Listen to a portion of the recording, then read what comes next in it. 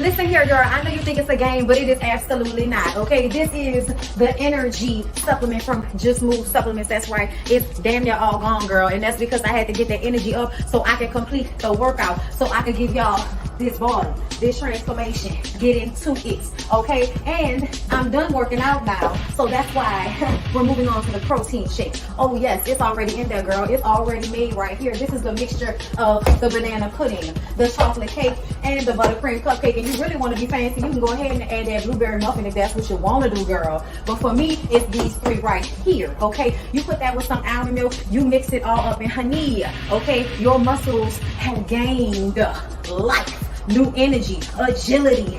Get into it, okay? Just Move Supplements. Thank you very much. Hold up, Chief. Okay, don't forget about that TLC NutriBurst to get that multivitamin power, because we all need a little extra. And child, if you want that sea moss that go down smooth, don't come up rough, okay? Get into the TLC Nautica sea moss. Yes, get that from me. And child, if your stomach hurt and you need to move some things around so you can be free, okay, go ahead and get that ISO tea down below in the description box. Get it all from me. Come on in, come on in, come on in, not come on in, not come. Sorry, y'all know I'm weird, whatever. Hey everybody, what's up? It's your girl BondyBlue. So let's go ahead. Hey everybody, what's up? It's your girl BondyBlue. Okay, follow me on Instagram and let's get into the video, right? Okay, I'm gonna try this again. Hey everybody, what's up? It's your girl BondyBlue, and I am back for Weekends on Own. Okay, something happened in my last live that really annoyed me, and I had to delete the whole live. Okay, I'm gonna try this again. All right, now before we get into Love and Marriage DC, I'm glad I didn't get that deep into the conversation, girl. But yes, Bondy's Boudoir is premiering tonight at 6 p.m. Central Time with Sex with Ashley from LAMH Atlanta. You guys know I have been reviewing that show on Black Ass Bravo. So I'll be reviewing that episode tomorrow with Real Housewives of Atlanta and Real Housewives of Dubai. But tonight, Bondy's Boudoir will be going off without a hitch. I put a whole little show together. We got some corny jokes. We got some sex toys. We got some questions. We got some conversations. I hope everybody got their emails in to me if you have questions for me or Ashley.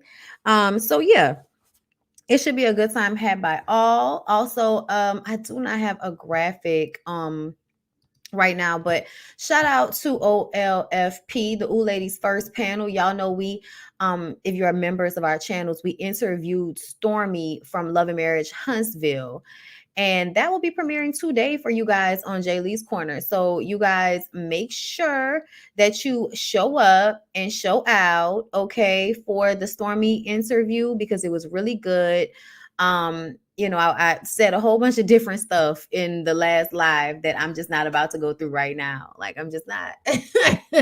I am extremely annoyed, like, to tell you the truth, like extremely, extremely annoyed. Like, so I'm trying to get back into the swing of this review, girl. I'm going to try, but like currently not feeling it at all. Just not.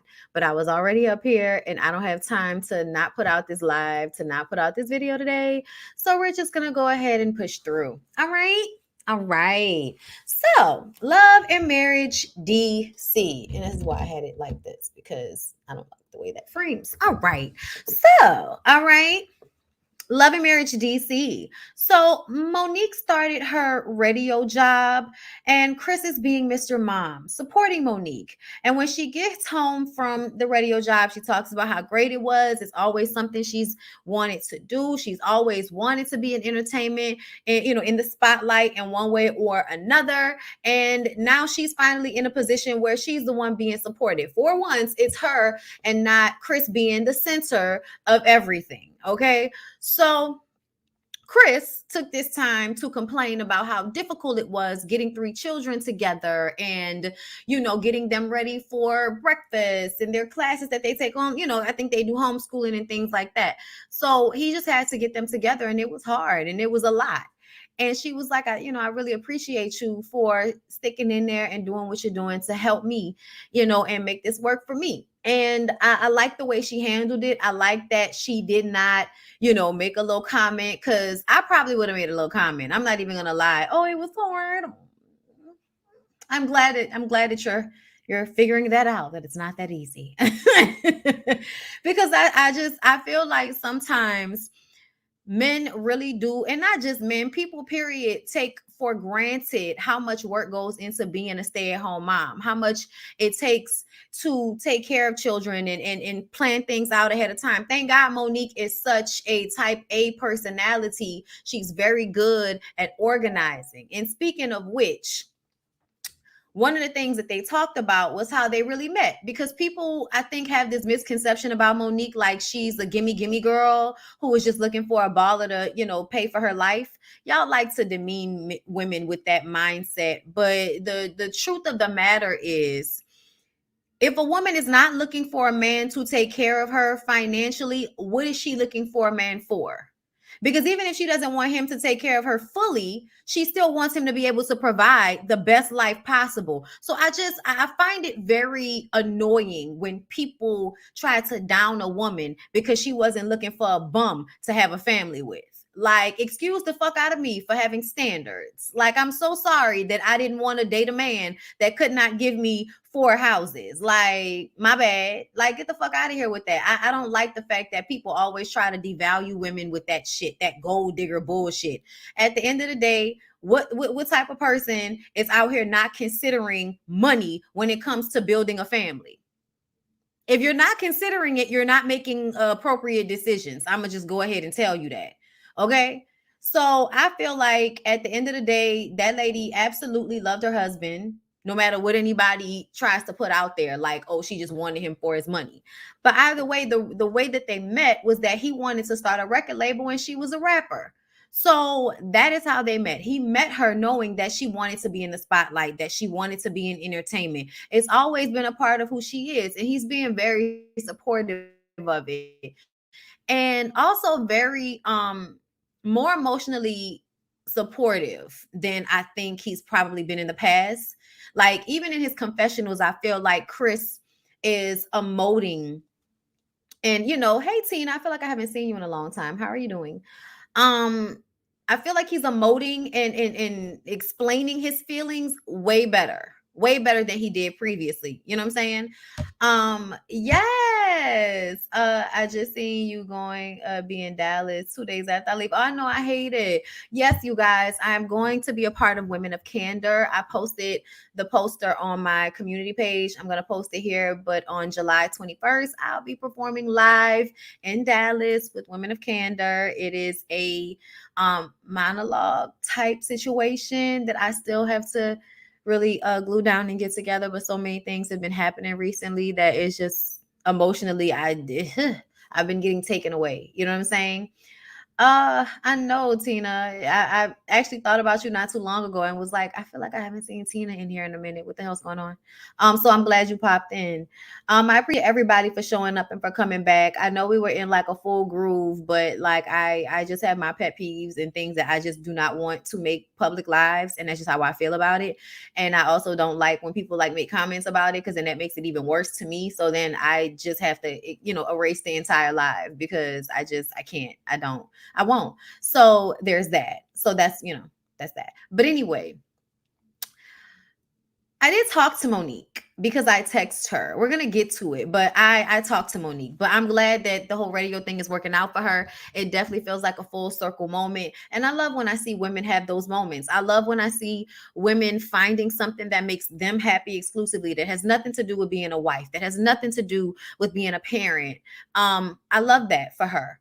So moving on from there, Jamie calls Arena downstairs in their living room so that they can do their little funny TikTok videos. Apparently, they have blown up doing TikTok videos. They make a nice little bit of vacation money from it.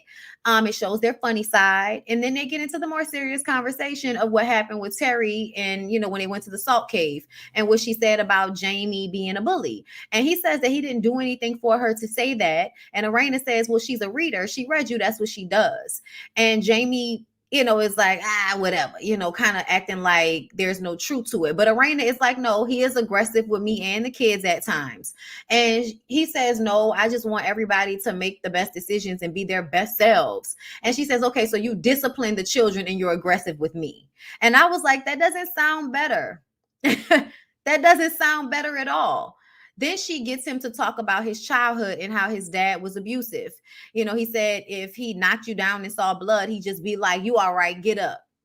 And Arena feels like Terry didn't do enough. So she wants to go back and talk to them again. And my opinion, and I said this in the last video, and that's kind of low-key why I hate when things like that happen, because I hate being in such a groove and saying things one time in a live and then having to get up here and do it again and say it all over in this live.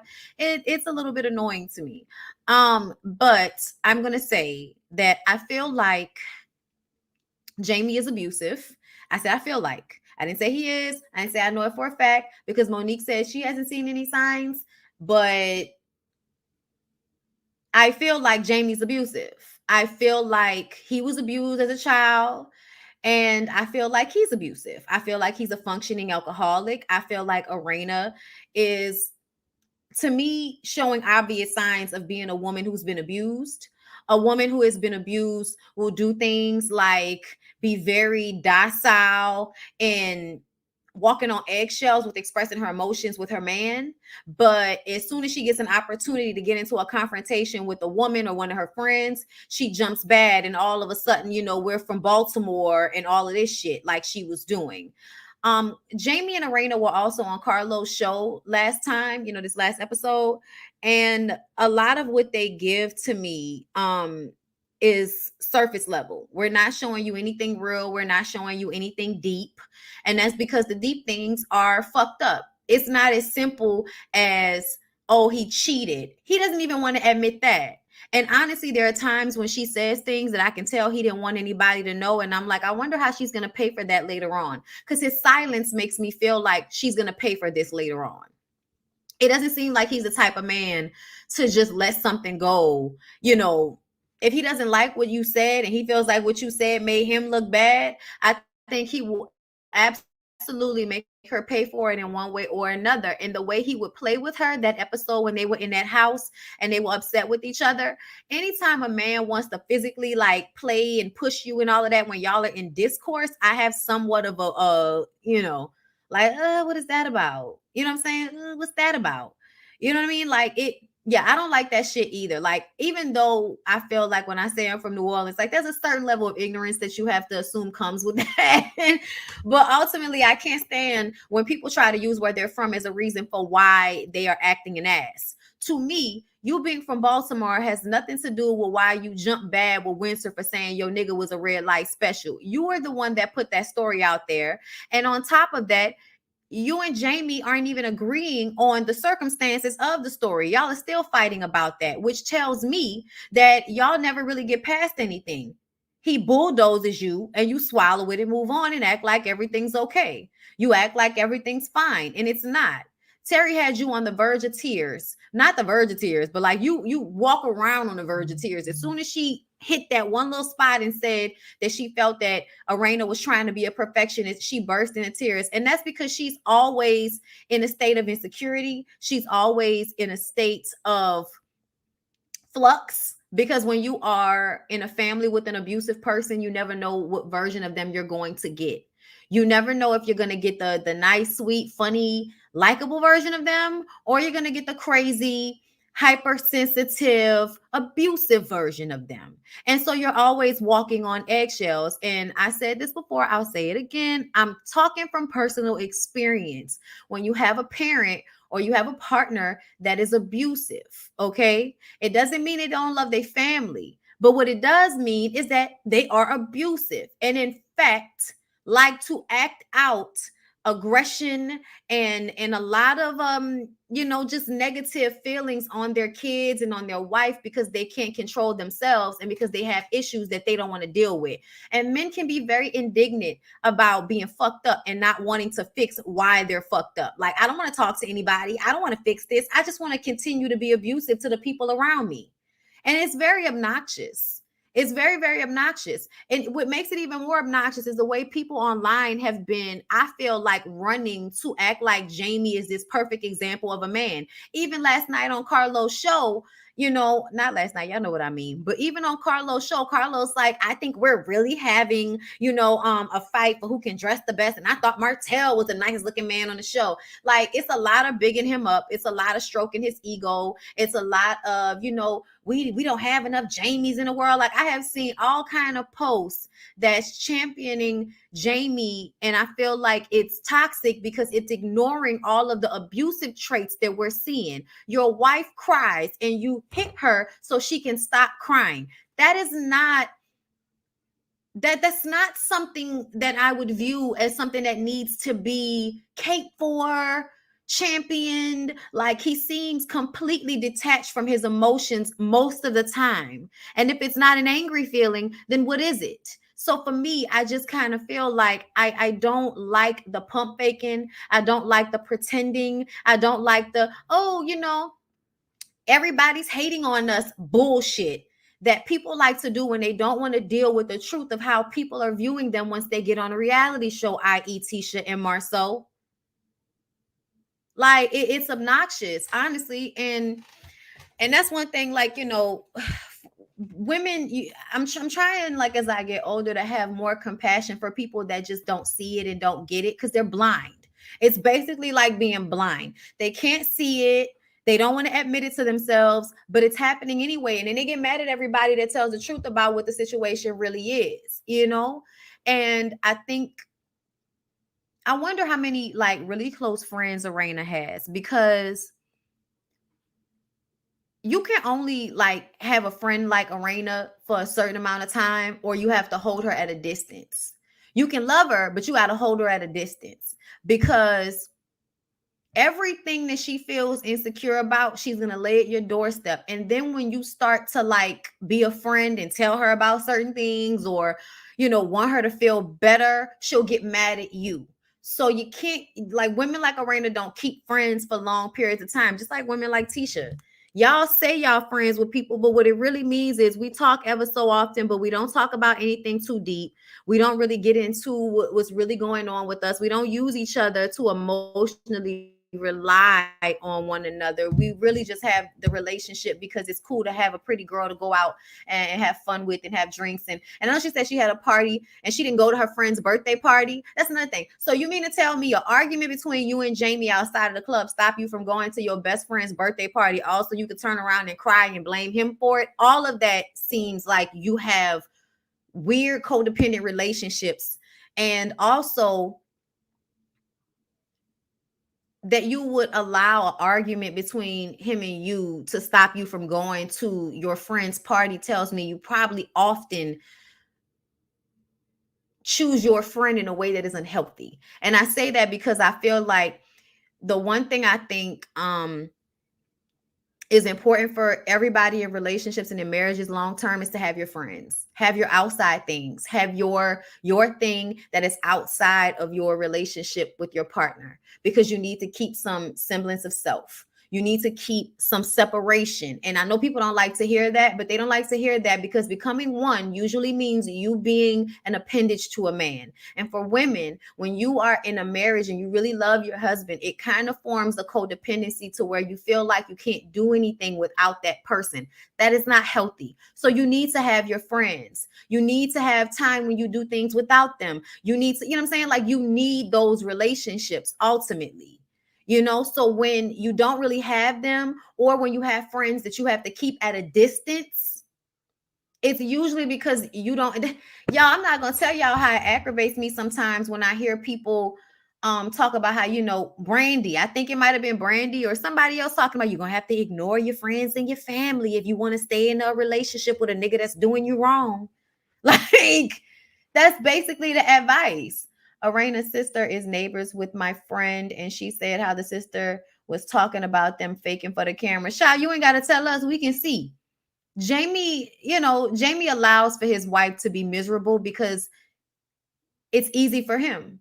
It's convenient for him. And it's not that he doesn't love her. I think he loves her. Absolutely. I think they love each other. I don't think you stay together with a person for that long if there's no real love there. However, and I my definition of love is different from a lot of other people. You know what I'm saying? So, if you don't feel like it's love, I get it. But I feel like there is a love, there is a heart, there is a reverence for one another, for what they are to each other. Definitely. But it still looks like a man who's abusive to his family and doesn't want to do the work to fix it and thinks that he's justified in doing so because he takes care of them. And this makes him better than men who do not take care of their children. So he can then act out his negative emotions on them because he takes care of them. In fact, being abusive. I mean, if you don't want to, take it as far as I feel like it really probably goes in their household, then you can just stop right there at the fact that he feels like it's his job to tell everybody what they need to do as an adult. That's not what you're supposed to be doing with your kids at this point. And honestly, somebody else brought it up in the first live about the daughter and how Arena seems to unload a lot of her issues with Jamie on her daughter and vice versa. They all kind of unload on Brittany. And it's fucked up because it probably made Brittany very aware of her mother's emotions. And that's not exactly healthy to make your children responsible for your emotions. That it's not really healthy at all. And also, on top of that, Arena is a perfectionist. So if you are hyper negative or critical of your own body, all of y'all listen to me that have daughters. If you are hypercritical of yourself, you are teaching your daughter how to be hypercritical of herself. So even if you don't always feel confident, pretend like you feel confident around your daughter because you don't want her to grow up. Shit's acting stupid. Because you don't want her to grow up critiquing herself the way you critique yourself, especially when you know it's not healthy. Especially when you know it's not healthy. And that's the thing that annoys me sometimes is I feel like I see people understanding what their issues are and seeing how detrimental that they are, but they don't want to do anything about it. It's just, it is what it is, and they're going to leave it at that. And it'd be cool if it didn't affect other people. It would also be cool if y'all didn't get y'all ass on a reality show. But that's the thing about it for me with Jamie and Arena. Y'all are absolutely in an abusive relationship, but y'all gonna get y'all ass on this reality show. And then when everybody starts pointing out all of the things they've seen, you know what I'm saying, in y'all's relationship that they know is abuse because they've probably experienced it themselves, y'all are going to get mad and call everybody haters. You know what I'm saying? And Monique was like, they're really solid. And I'm like, I know they're solid because I know what it looks like. I know what it looks like. I know exactly what it looks like to have a solid, meaning nobody's going anywhere. The household, the foundation is cemented. The bills are being paid. You know what I'm saying? Like we're sleeping in the same bed. Like, no, like I know what it is. I very much know what it is. But here's the thing. If Jamie isn't at some point going to acquiesce to Arena and, I don't know, I guess pay attention to her pain and allow her some freedom, because I feel like he make it seem like she got all this freedom, but she don't. Here, this is the thing. For a lot of women, y'all, who live in these types of situations, I feel like they cut themselves off at the neck. They can't talk. They don't, it's a knot in the throat because there's so much that I want to say. There's so much that I feel, but I can't say it. I can't express it because you're going to get mad, because you're going to feel away, because the reaction may be worse. Like, there are all these things to keep in mind when you're constantly having to be on your tippy toes about your partner or your husband, whatever, being abusive. And it's not always like a physical, like I'm gonna get hit, but niggas will look for moments to make you pay for upsetting them. It's abusive. It doesn't matter how it happens. Amani, thank you for the super chat. Hi, girl. Been working nonstop and on a COVID bed rest, unfortunately. But now I finally have time to catch up on your reviews. Miss you much. Also, love you too, Tina, and all the girls and guys and theys in the chat. Yes, appreciate y'all. All of the girls and guys and theys in the chat. Yes, I like how you say that. Right, Bondi. Definite social media society constantly telling these girls natural body types are beautiful. We're going to get into that because that's, to me, what made it even worse. And I hate to call somebody weak. I hate to say it like that. But when I feel like a person doesn't have a sense of self, like you are constantly being pulled and pushed in every direction by every strong influence you come in contact with, that's very scary.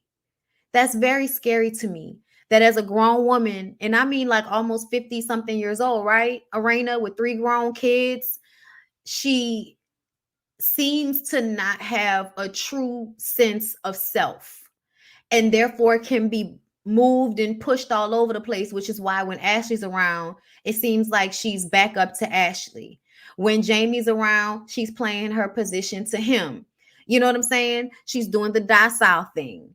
You know, like, and then when it comes to social media, you're a grown woman that can be made to feel like you need to change your body type, even though your body type has been the same your entire life and you've been that girl. So if your whole entire life, you and your perfect face and body have been that girl, and you decide that you want to allow social media to make you feel like you should have a different body type than the one you've had these 50 years of your life, like, girl, that is weak-minded. If nothing else, if nothing else, it is weak-minded, and it made me sad. We'll get to it in a moment, but it made me sad. You know, I see y'all were talking about it in the comments. Yes, my mama friend helped me. Hold up. My mama friend helped me to see how hard I was on myself in grad school and that my daughter was watching. Our children are always watching. We're always modeling behavior. Always. Exactly. Exactly. You know what I'm saying? Um, the mini BBL that Arena is trying to get, and nothing is wrong with her body. Girl. But listen, so Ashley and Monique meet up at her photo shoot for her book, and they discuss Ashley not being happy, you know, being stuck at home, waiting on Quick. Monique says that her 20s were humping on Chris and traveling, which sounds fantastic. Quick didn't understand her wanting to do something outside of their home. Excuse me, y'all know Ashley wants to come out a book, and Quick didn't understand her wanting to do something outside of their home. She says that he is supportive as long as what he needs comes first. And that's the difference. That's the difference, y'all. Arena is a stunning 48. Yeah, almost 50. Like I said, what's the difference between, I'm just saying, y'all, like, essentially, I feel like if you're telling me that this man only supports you when what he wants comes first, that doesn't feel like support. That doesn't feel like support. So I listen, because I feel like Ashley and Quick view themselves, they're doing the same thing Arena and Jamie are doing. Like, we're going to big up all the best things about ourselves on this show, so much so that we're refusing to actually deal with and be honest about the fucked up parts about it, you know? I keep going back to when he hit her when she was crying also, Bondi. That made me so mad and sad for her. Me too. Because can you imagine being with somebody for 26 years and never, like, do they respond to your tears in emotional support? Like, that hurts to me. Hey girl, hey, glad I caught a live. Hey, thank you so much for the super chat, Shirley. You can be serious. Thank you. Ashley hides behind beauty and she's extremely empty as well. Yeah, that's why she reverts to Mean Girl. Because she does feel insecure. And so if someone seems to have a semblance of self that you don't have, i.e. Winter, okay, Winter has very much a semblance of self. Listen, she got some shit with her, but she can hold her own. And you may want to call her anything you want to call her. She got scammed, she, you know, was stupid, whatever y'all want to say. As soon as she found out that that man was lying to her, she filed for divorce. As soon as she found out she was getting cheated on in the first marriage, got a divorce. Ain't nothing wrong, you know, with slipping and falling in love as long as you know when to leave. And some of y'all don't know when to leave. And that's a part of y'all problem. And then y'all get mad at women who don't have that same, you know, bullshit hang up. They'll just dip on out to the next one. And you act like you got all this confidence, but a part of having confidence is knowing to go when you're not being supported the way you deserve to be supported, when your boundaries aren't being respected, i.e. male. Come on now. Y'all see all of these, you know, these similarities, okay? Ashley's book is called Do That Shit. It's giving oh hell yes, but all right. Monique starts talking about herself, and then we get to her not being a good peacemaker. Okay, so I'm gonna say this. I feel like the editors don't or the producers don't like Monique, and I'm not exactly sure why. I think it's because they realize that Ashley is more combative and they can probably better make her queen bee of the show. Because I feel like a lot of the edits are to make Monique look annoying as shit. And I know a lot of y'all don't like her, you know what I'm saying? And that's fine. I don't feel that way. Y'all know I like Monique, so it is what it is. But in the scene when she started talking about herself, and then Ashley says, Monique starts talking about herself, which is, the one thing she's really good at, or some shady shit like that. Not the one thing, but, something she enjoys doing, talking about. And I was just kind of like, bitch, didn't you just finish talking about you and Quick in your book? And now she's talking about her and what she got going on. Isn't that what friends do? We meet up and talk about what each other got going on and not just you. Like, I was just kind of like, what was that? Like, I don't know. I'm sorry, but I often feel like Ashley is throwing slugs at Monique, and I'm not exactly sure if anybody else is picking up on it the way I am. But seems to me she likes to throw little slugs at her here and there. And to me, that would make me be very cautious of being friends with Ashley, because it gives, yeah, I'm real and all of that. So that means that even though I may not really like you, like I'm pretending to like you, I'll just shade you and throw slugs every now and again to make it seem like I'm being real about how you may annoy me, even though I'm still being friends with you and being cool with you and shit like that, because I can use you. So I would just be careful. I'm not, like it's just I've noticed a few little times when Ashley and Quick have shaded Monique and Chris, or said little slick shit in confessionals to towards Monique, and it's just kind of like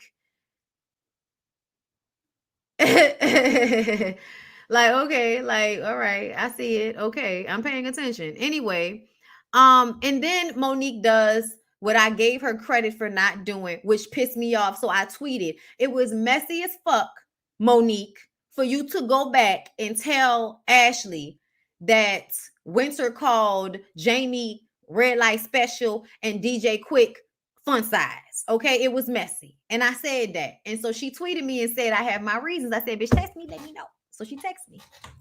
And she told me that basically production told Winter that she needed to tell Ashley and Arena the names that she had called. This is what Carlos, and I've noticed this over time. This is what Carlos does. Carlos really good. Carlos is really good at his job. Okay.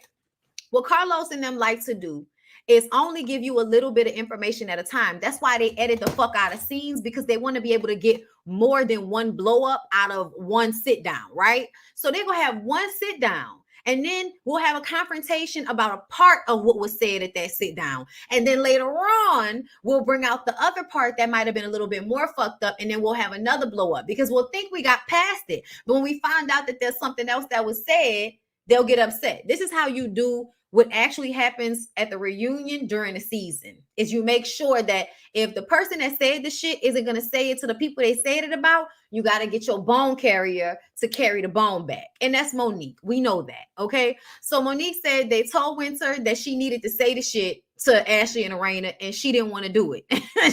she was like, no, I'm not doing it. And so Monique then has to tell them. Plus, if you're really trying to be cool with Ashley and Arena, you would probably want to tell them some shit like that before it comes out on camera, because then it would seem like you wasn't being a real friend to them if you didn't tell them. Okay. Girl, I was so mad. I told her that. I was like, I just gave you credit for not telling. And she was like, I had to, because Winter didn't want to say it. And we got to have the confrontation. And I'm like, yeah, their season is almost up. And it took them a minute to get shit rolling. So I absolutely feel like Monique had to help the story go. And they don't really know each other like that. So a lot of times they probably would not know that Winter had said the shit if Monique didn't tell them that she said the shit. And we will have went the whole season with no real confrontation happening between them until we got to the reunion. And then would we have really cared by the time we got to the reunion if there were no arguments or blowups during the season? So it's a part of what's happening with production, y'all, essentially. Okay. But I still felt like it was messy. But when she explained it, I was like, I get it. Production would not have me looking messy. Cheryl, yes, they would. Yes, they would. Yes, they would. We was just talking about this with Stormy, with the way that they would edit their scenes. So sometimes they'll show the response and then they'll show you something else as a result of the response. So you're responding to something that was being said, but they don't show you what was being said because of the way they edited it. Okay. So when they blame it on editing, that's the one thing they can say. They edited it in a way that made it seem like I was responding to this when really I was responding to this. Okay. We saw how when Stormy had the fight with Destiny, it wasn't really, it wasn't a touching fight, but it was an altercation. Destiny threw a chair. We didn't see the chair being thrown, but we heard Stormy say, let her throw another chair. See what I'm saying? So we hear her saying something, but we don't see it happening. So in essence, I feel like it's reality TV, y'all. Okay. So just pump your brakes on hating people for doing shit that needs to be done for entertainment value. Okay. Context matters. It does. Thank you, Charnel Monet, for the super sticker. And thank you, DeQuasia, for the super sticker. I appreciate y'all. So that's what Monique said. But Ashley laughing about DJ Quick being called DJ Fun Size, I appreciated that. I'm not even gonna lie, because the shit is funny. So I was like, when she started laughing, it was like, okay, that's funny. I was like, I can appreciate that. I can appreciate that, because if the shit is funny, I'm gonna laugh. But if you're just being hurtful, then no. And because Arena is a little more insecure than Ashley is, Ashley could take the hit on her, man. The nigga is little. He's been called little before. He'll be called little again. Okay. She ain't about to flip up off of that, especially if he has a big dick. Okay. Because people can say what they want to, but a lot of us know men that are under 5'9" that have little, legs down there. And it's not because they're, oh, you just seeing it up against but no, it's not. No. Okay. Some of us have really seen little kickstands on little niggas. So at the end of the day, if him being short, like, that's what it made me feel like. He said that on the after show too. And I mean, I guess, you know what I'm saying? I guess. But yeah, that's why you're gonna laugh when somebody call your man short, or laugh about him being short. I know one thing that ain't gonna be so, like that's not gonna bother you as much. But if your nigga is falling asleep drunk at red lights, then yeah, I guess you would be a little perturbed by the story you told about your husband possibly being an alcoholic. Yeah. I mean, she think it's about the cheating, but to me, the cheating that's why it's so stupid that Jamie can't even admit that he cheated on her. But they both gonna sit up there and say, oh, he had relationships, he had friends. Well, she had friends too. Okay, so we was both doing shit. So why y'all still up here capping? Why y'all still up here capping? You know what I'm saying? If we, we already know what it is. That just lets you know that they're not gonna keep it a buck. They're gonna try their damnness to not have to keep it a buck with us on a reality show. And at some point, it has to be something real happening. Okay. Okay, hold on. What you saying? Yeah, I just had this conversation a couple of weeks ago about chasing Atlanta. As hard as it is to admit, reality shows like this need bone carriers. They do. That's why, after a while, people stop hating Carly Red, because it was just like, girl, Carly's just getting her check. We know Carly got to get her check.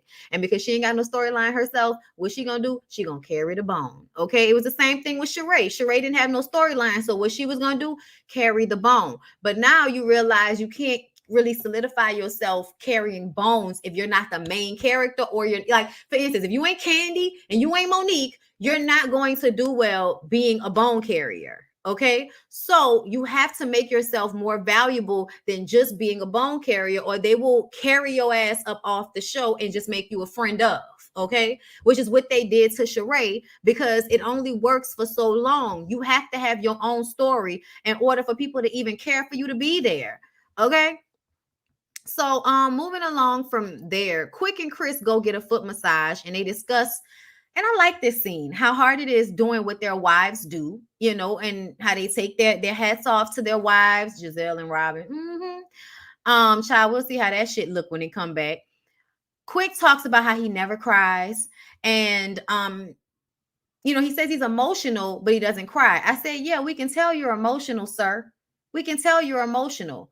You be very bothered a lot of the times. But what y'all are taught is that be angry. And then when you realize quick that being angry gets you in jail and in a coma, you stop being angry and start acting out in different ways. I think Quick has figured out a way to let out his issues in a different way. And I think it shows itself in a negative way no matter how you slice it, which is why you have the gout and the arthritis in your hand. It's why you're trying to work yourself to death. It's why you and Ashley have this extra aggression. All of the couples, except for Monique and Chris, have this extra aggression towards Winter. I do feel like there's an area of this where Winter was on some level of bullshit. Don't get me wrong. You know what I'm saying? Even though I like her. I do. I really like her. There's some level of this where she was on some bullshit too, that we probably haven't like deciphered all the way yet. But ultimately, I feel like she is so honest that it made the other women feel uncomfortable the way she was willing to be honest about what she had went through, which is why on the first episode, y'all automatically get bothered by the woman that's being honest about being cheated on, because y'all are on this show thinking that y'all are going to be able to hide that y'all niggas cheat on y'all, right? Or that y'all may be cheating on them too, whatever the situation is.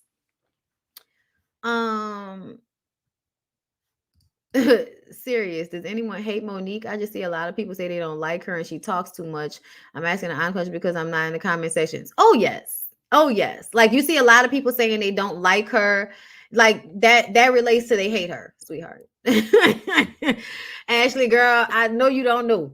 But when they talking about somebody bad like that, like if you've seen the negative comments, yeah, they hate her. Yeah.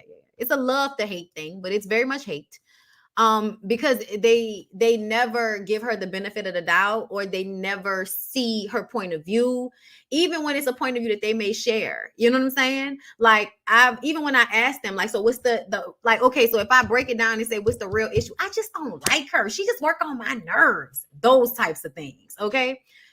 Nail on the head about Winter Bondi, right? She absolutely came on the show letting y'all know that we're gonna be uncovering some shit, and they didn't like that. They didn't like that at all. But I like Winter, and I like her for the show. I wish they would make her a permanent character on the show, and I think next week we're gonna see even more.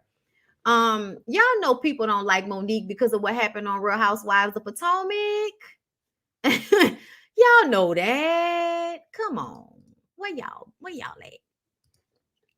Oh, they definitely do, and be going in on Monique for the slightest. Bruh, the lady corrected her husband. Y'all said the lady don't love her husband. Like, to me, all of those things, you make somebody a gold digger. You say they don't love their husband. Like all of those types of things, to me, can sometimes scream hate, hate, hate, hate, hate. Okay? You said that the first episode and called it right about Winter. I like Winter, though. I think she's funny. Even her oldest child is aware of the hate for his mom. Right. Y'all heard when he said that, like, now all of her haters will be able to listen to her on the radio every morning. Okay. Oh, you ain't never seen Real Housewives of Potomac. Ooh, y'all is out here slipping and falling. Yeah, I get Monique too. Like, everybody has their moments, but I get her. Absolutely. Just like I get Mel. You know what I'm saying? Y'all. Okay. Y'all, I was smelling something burning, but I'm like, oh, it's probably a candle. Because Lyric left. I'm like, okay, nah, it's a candle. Okay. What else is going on? Oh, and Chris did the damn thing watching them kids take notes, Marceau. Listen, he has to plan. That's what Monique told him. He needs to be a planner, because he was complaining about it. But their conversation, Quick and Chris's conversation, I really liked it because I feel like Chris is really trying to delve deeper. I think that we're catching them while the transition is happening, in their relationship. But I really do feel like eventually they're going to get to that space that Monique wants them to be in, because she's going to push him. And usually that's what really good wives do. Really good black wives. I don't know about what white women do like that, because I don't be in y'all household, but I'm going to speak for black women because that's what I know about the ones that I know, is that most of the time, if you got you a good black woman, especially as a wife, she's always going to be pushing you to be the best version of yourself. Like, it's just, you know what I mean? Like, she's always going to be, in this active role. And especially if a man, requires that in some respect, like Chris does. She's gonna play that role. Thank you, Felicia, for the super sticker, boo. I appreciate you. And I do feel like it can come off as abrasive sometimes, and all of that. We aren't always right, when we have issues in our marriages and stuff like that. But it doesn't mean the love isn't there or the love isn't real just because we're in a bad spot. But the way Chris talks in confessionals now, like, it really does seem like the emotional intelligence thing is happening. It just takes time. And once you start to like get it, then things start to kind of come together easier in your mind. But when Chris says, I'm trying, but I just don't know if I'm doing it right and all of this type of shit, it's like that's because you still have this sense of self that you need to find. That's why you don't know if you're doing it right, because it's not something that you can be doing right. It's just about you and what you have going on and what drives you and your ability to be a self-starter. You know what I'm saying? And your ability to motivate yourself instead of always requiring it from someone else. And because of the way Chris' life has gone, y'all think about it. If somebody has been extremely successful their entire life by being told what to do, and I said this when I was watching it, I was like, it's crazy to me. You don't understand that Chris is not a leader just because Chris is a provider. You see what I'm saying? So somebody can absolutely have leadership qualities, but in their household, if that's the position that they played at work all day, when they come in their household, they probably don't want to be the leader anymore. And I think that Chris was the leader in his work so much. I mean, he was the captain of his team for like 10 years or something like that. So he knows how to lead. But I feel like within his household, he relies on Monique because Monique does those things so naturally. So I think that's something that he has to like really have discipline and push himself at when he's in work. And that's easier to do in work. But when he gets home, he doesn't want to do that anymore. He wants to just do nothing. He wants to relax. And then he will allow her to do everything, which then makes her feel like this is not a place of rest for me if I'm constantly having to do this for you and for the kids, because you can't do it on your own because you're so used to people doing everything for you. Like, I really do think that's the crutch of their issue. And he's just having to learn how to get out of that. But it takes her having strong boundaries. It takes her having other shit to do outside of the house in order for him to have to do it. Because you can say you're going to do it all day, but if she's still there doing all of the motherly things, then he never really has a reason to take the reins the way she's requiring him to. So her getting that job that takes her out of the house early in the morning is definitely going to give him the opportunity to step up in the way that I feel like she needs him to. And they'll be fine. But the way he was talking to Quick about going to therapy and dealing with some of his emotions and how he had to deal with things himself, he knows what it's like growing up in an abusive household. Like all of that, y'all, all of that shit. Thank you, Kendra Nicole, for the super sticker, boo. I appreciate you. Thank you. These are brand new. I actually went downstairs and got these out the mailbox, okay, because they're my new prescription, which is stronger. Y'all know I'm blind as a bat. So yes, shout out to Chris for the emotional growth that a lot of y'all said that he wasn't capable of. You can just hear it in what he's saying. I'm my husband's biggest cheerleader, and I've learned that my passion for the topic can come off as too aggressive. He can't hear my message because he feels like he's being chastised. Yes, and that can sometimes be an issue. But for me, with certain men, I feel like, and this is what I've learned, and it might just be me and my experience, they say that shit about being chastised, but when you change how you talk to them, sometimes they still have the same, like they're still not doing it. Sometimes it doesn't matter how you say it. They just don't want to be told that they're doing something wrong or that they're not doing what you want them to do. And so they get defensive and then they make it about your delivery when really they don't want to hear what you have to say no matter how you deliver it, because it means they're not doing something right and they can't stand when you're telling them they're not doing something right. Like, I just had this conversation with my cousin. So I know for a fact that that's how a lot of men think about when their woman is coming to them with an issue. You know what I'm saying? So yeah, check the way emote and the way you talk about things. But sometimes them niggas be bullshitting, and really it don't matter how you say it, they just don't want to hear it. And it's not until you get to a place where it's like, well, I'm gonna stop fucking talking then. And then you can figure it out for yourself. Then all of a sudden everybody wants to get scared because you've emotionally detached. And then all of the changes want to start being made. So that's why I say like the boundaries are important instead of always making concessions for where they are lacking.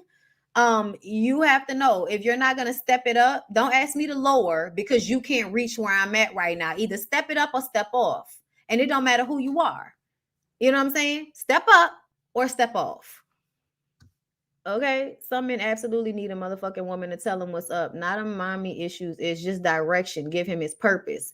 Yeah, but I also feel like that's a mommy issue. Like, I know we're gonna act like it's not, but it is. Because essentially mothers raise their sons that they don't have to do a lot in order to be, patted on the back.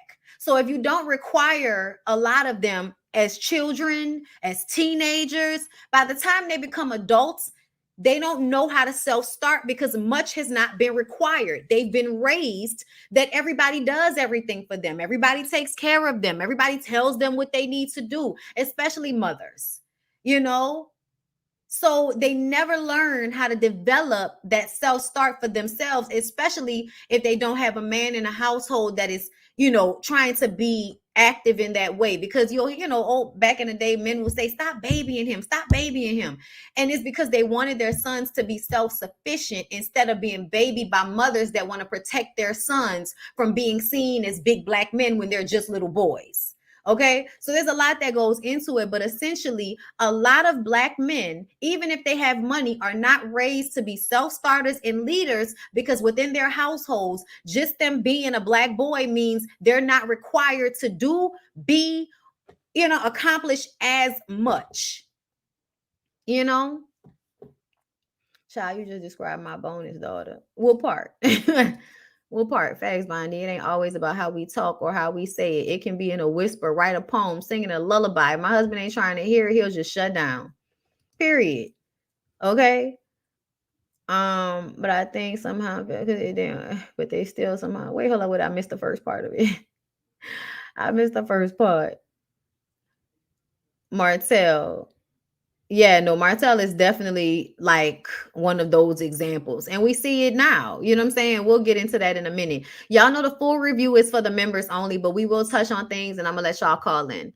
So moving on from Quick and Chris, Arena wants to have a skinny girl BBL. She taking the little fat that she has out of her back. Like the doctor actually tells her she should gain more weight if she wants the BBL to give her the desired effect of the hips and ass that she wants.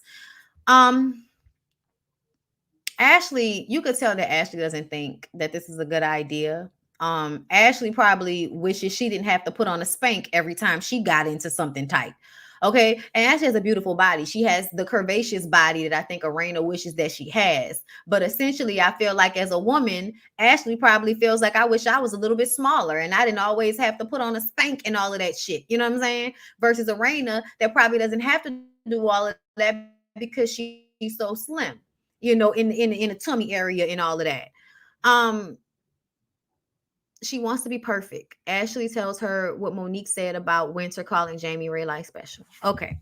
So Arena's insecurity for me is just too much sometimes. Like, it's one thing to watch her go through this shit with Jamie. It's a whole nother thing as a grown-ass 48-year-old woman for you to go through the 90s being the girl. Okay. You were in the early 2000s and in the 90s having the body and being the girl, okay? And then having 3 children and still having the body and then being the girl.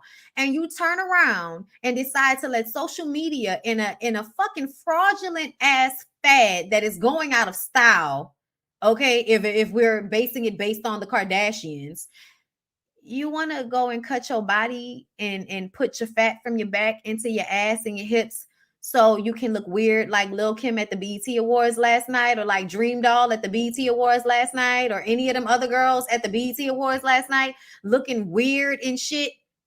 Like you can just pop their legs off and then pop them back in. I'm I was hurt. Like honestly, I was hurt. I was hurt, y'all.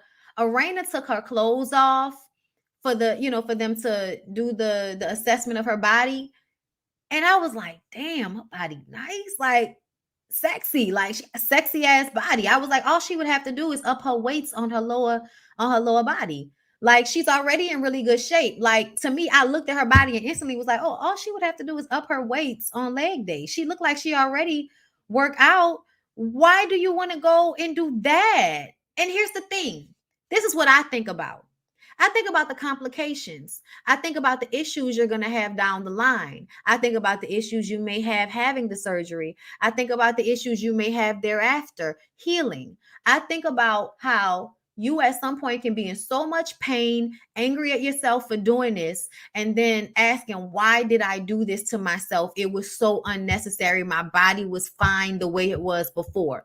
All I can hear is how you will feel after, the regret that you will feel after for trying to fix some shit that's not broken. Yeah, her back fat might not even be enough for what she wanted, so she would have to gain more weight for her to have what she really desired. Competing with the women at the club because what? Because you need to be able to get Jamie to want to make you feel the way you want to feel, so you will want to fuck him. Because see, that's the issue for me. A lot of you men don't know how to get the pussy from your wives, and so you want to go and have sex with women who are just excited to have sex with you because it's under some sneaky link type shit. Okay, but you actually have to put in work with your wife, right? So you don't want to do that. You want to just pull up on your wife and poke her, and then that should be it. But your wife requires like an all-day romance type thing that you feel like you shouldn't have to do because you're paying for her to live, right? A lot of these men look for reasons not to have to give the appropriate amount of effort in any respect with their wives because they are financially taking care of their wives, which is why I don't believe any woman should be out here looking for a man to save them and financially support them to the point that, because those men make excuses in their minds for why they don't have to give you what you're asking, because they don't want to do it, because it's an inconvenience, because they don't feel like it. And so when they don't feel like it, they'll look for a reason to make it okay for why they're not doing it. And taking care of you and paying for your lifestyle is a reason that they will make up in their head for why they don't have to romance you, for why they don't have to put forth as much effort, because they're taking care of you financially, even though what they do takes care of them financially, and they would do it whether they were with you or not. So, yeah, I feel like she's doing it to compete with the women that she feels like probably gets the version of her husband that she wish she could get. The fun one, the one that's gonna romance her. I mean, Kimmy said it best on Love and Marriage Huntsville. You know, you romance the girlfriends. That's why the girlfriends and the side chicks get more sex, essentially. That's what y'all say. But if y'all were putting in the work to fuck y'all wives, y'all would get more sex with your in-house pussy than you would with the one that you have to like orchestrate your calendar with so that y'all can go do y'all sneaky link shit. You niggas are weird, you know? You're weird. You're weird. You marry somebody so that you don't have to do as much. To me, that's what it seemed like. Arena is beautiful, and I think she knows that to an extent. We all have things we don't like about ourselves. I hope Jamie is affirming her in that as well. I hope so. I hope so. And I think, and I'm about to, like, as I'm about to say, I think he always tells her she's probably beautiful, but I think you can tell somebody they're beautiful all day. If you're not treating them in a way that makes them feel beautiful, then it doesn't really matter what you're saying to them. Did Arena already get the skinny BBL because she looked thicker on Carlos after show, or was that padding in the dress? Who knows? Who knows? I personally feel like regardless, um, it's just sad to me when I see a woman who has already gone through like the prime of her beauty a certain way and then decides to change it so that she can look like other people. That is sad to me, no matter how you slice it. And I know a lot of y'all get mad at me when I say those things because y'all want to go and have surgeries because y'all are on Instagram and TikTok and Facebook and y'all are letting these people make you feel like you need to look like them instead of looking like a better version of yourself. I know that, but I don't care. Y'all can say what y'all want to say. A lot of this is y'all being influenced by other shit. Y'all are being influenced by a fad to change your body type. And it's sad. And I wish it wasn't happening. And I wish y'all loved y'all bodies the way they were. I wish that y'all looked at yourselves and felt like, bitch, I'm just gonna make the best that I can make with this. Okay. Because I'm me and don't nobody else look like me. And can't no surgeon make nobody look like me. Like, I wish, I really do wish a lot of the women felt like that, because it's sad sometimes when you see these red carpets and these performances with these women that have done these things to their bodies and they look fucking crazy and they got an outfit on and we supposed to comment and say how beautiful they look, but they look weird as shit. And we can't say nothing. Y'all was all in the comments of the Lil Kim's performance talking about that's my girl and all of that. And I'm like, and we supposed to ignore how weird she, I guess. I guess, yo, but it's just, it makes me feel sad, and I don't like the way everybody glazes over it like it's not having an overall effect. And what I mean by the overall effect is that when y'all just act like that shit don't look crazy, it's creating this mindset in young girls and everybody that's impressionable that that shit look good and it's okay to look crazy like that. And it doesn't, and you look weird and it's sad and it's hard to reverse and it's hard to fix. So do us all a favor. If you're not gonna get your lazy ass up and do your squats, just be resigned to look how you look and find the beauty in your titties or your face or whatever else you have going on for yourself. Because this shit is sad. Add being physically insecure to that extent at 48 years old, on top of seemingly being in an abusive marriage, on top of constantly trying to achieve perfection that you can't achieve because nobody's perfect. Girl, I guess. And her getting so upset about Winter calling Jamie red light special. She go to meet with Winter and she goes straight into it. She wanted to check her about it. And Winter is like, listen, I was venting and I was just being funny. I was being sarcastic. And then she was like, yeah, but don't nobody want to hear that. I was like, my response would have been like, I don't care what you want to hear. I didn't want to hear the shit that was being said about me. I didn't want to be asked if I was a scammer. But you asked me, didn't you? Okay, then. So my response was to joke on y'all husbands. That's the only thing, Windsor. I really wish everybody would just stand in their shit. If you feel like somebody played in your face and then you did some shit to respond to that, say that shit. And fuck everything else. That's how I feel. I would have been like, Arena, did you not ask me if I was a scammer? Okay, well, I said your husband was a red light special. Now, do we not see how those two things was like an action and a reaction? If you don't want me to say nothing about you and your situation, don't say nothing about mine. I don't give a fuck what I shared with you. You felt like you could share with me that your nigga was stopping at red lights and falling asleep because he was drunk or cheating, whichever one it was. It probably was both, but whatever, nigga. You felt like you could share that with me. I felt like I could share with y'all that I got scammed by my husband. And then y'all turned around and questioned my intelligence level and what I do for a living. And then turned around and asked if I was a scammer after I told y'all not only did he scam me with lying to me about who he was, but he scammed his business partners. But now all of a sudden I'm being put in the boat with him like I'm scamming people for money too, correct? Because that's what they've been doing to Winter. That's what they've been saying, and that's what they've been doing. So if you can do all of that and say all of that, the least I can say is your nigga is a functioning alcoholic that may be cheating on you, falling asleep at the red light. That's the least I can say. Okay. And you know.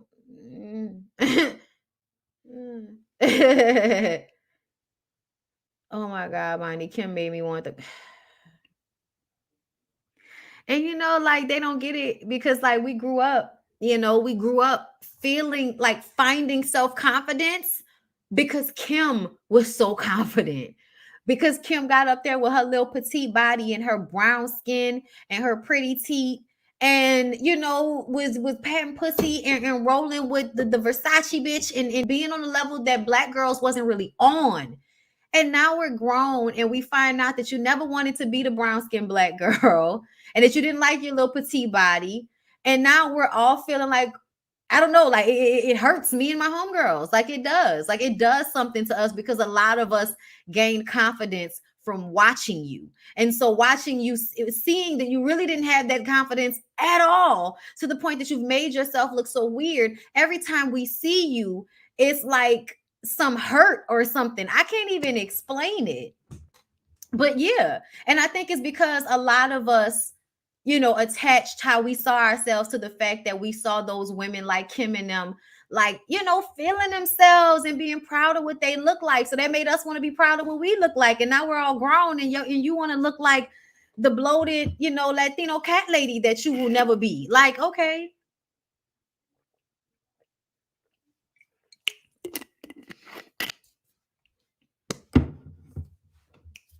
Okay, but back to Winter and them. Winter says she was joking on them. Marina says nobody wants to hear that. She shouldn't have said anything to Monique about what she told her in confidence. Girl, bye.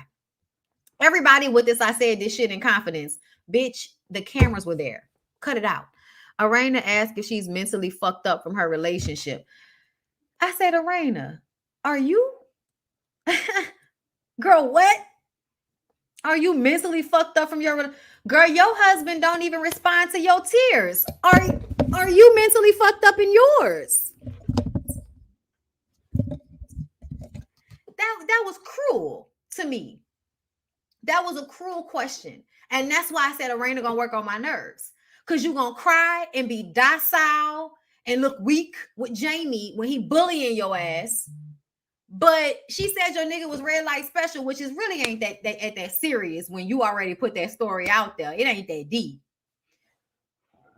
Ooh, excuse me. And you gonna turn around and ask her if she has been mentally fucked up from her relationship. That was like, really, girl? Really? Is she mentally fucked up from her? Are you mentally fucked up from your relationship? Because it feel that way. Thank you, Dion, for the super chat. We have to remember Biggie gave her that image. Biggie didn't give her that image. Kim Daddy gave her that image. Okay, that's why she attracted that fat, ugly, talented ass nigga. I love Biggie, y'all. He's my favorite rapper of all time. But he's also a fat, black, ugly nigga. Why you think he had a colorism issue? Because he grew up fat, black, and ugly.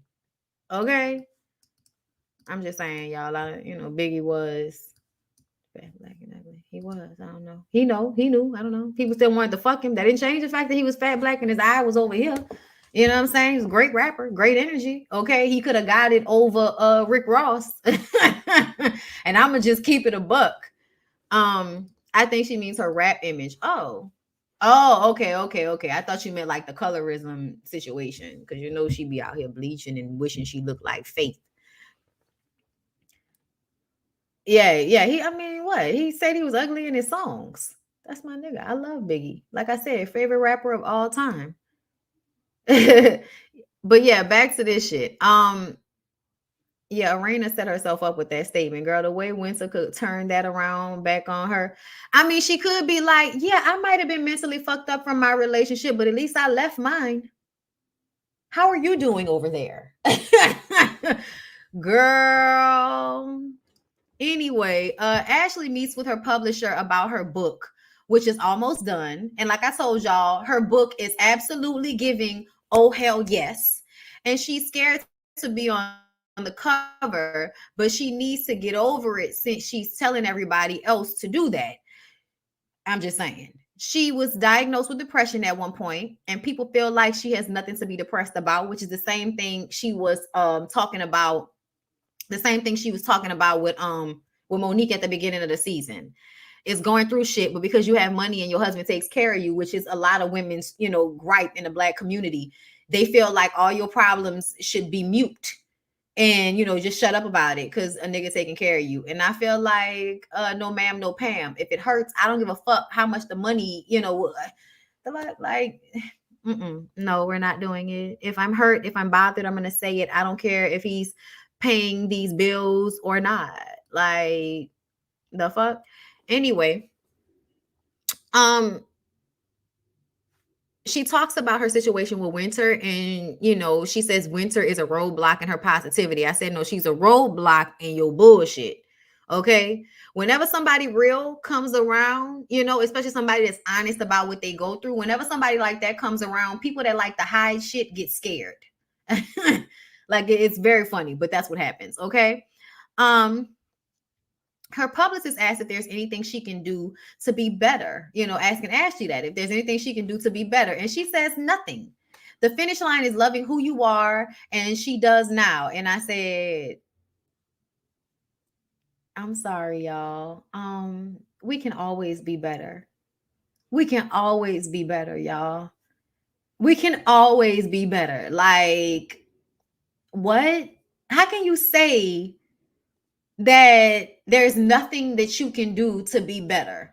It's not a finish line, but that's the reason why you never stop learning until you die. Like, that's why you never stop learning. That means you can never stop being a better person. That means you can never stop trying to accomplish, be better in one respect or another.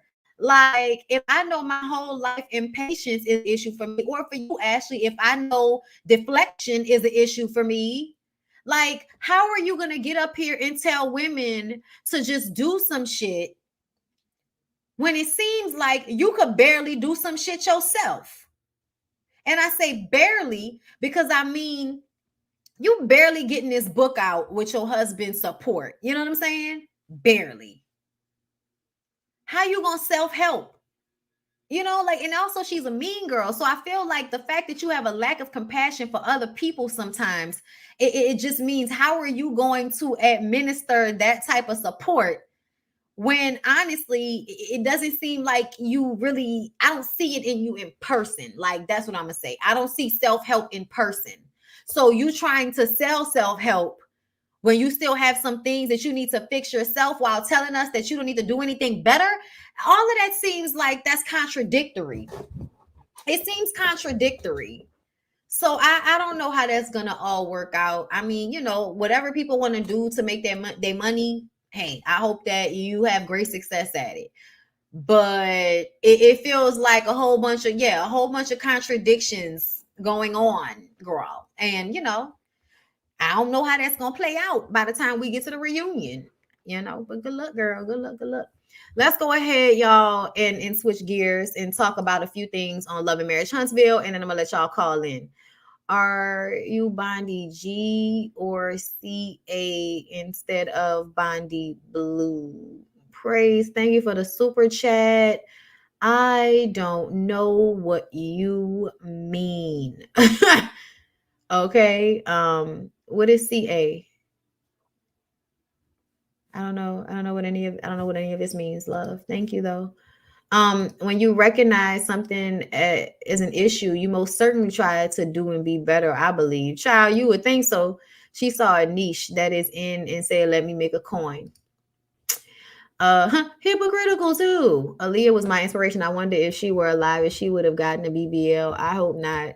No, I think she would have been like Sierra and them. You know what I'm saying? Like, nah, y'all could do that. I need to dance. Thank you though.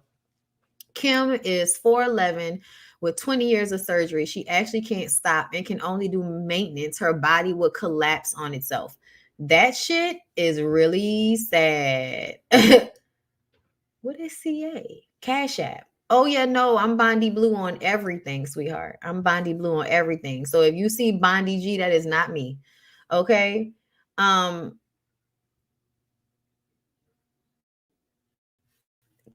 App. Yeah, it's Bondi Blue. It's Bondi Blue. Just Bondi Blue on everything. So sad that Arena doesn't see how beautiful she truly is. But a lot of women don't. I feel like at this point, I'm starting to feel like most women have no idea how special, how beautiful, how resourceful, how magical really they are. They don't. They think they do, but it's essentially they really, really don't. Yeah, so let's go ahead and move on into Love and Marriage Huntsville. I'm gonna put the invite in the chat, and y'all can come on here and tell me what y'all felt about it all.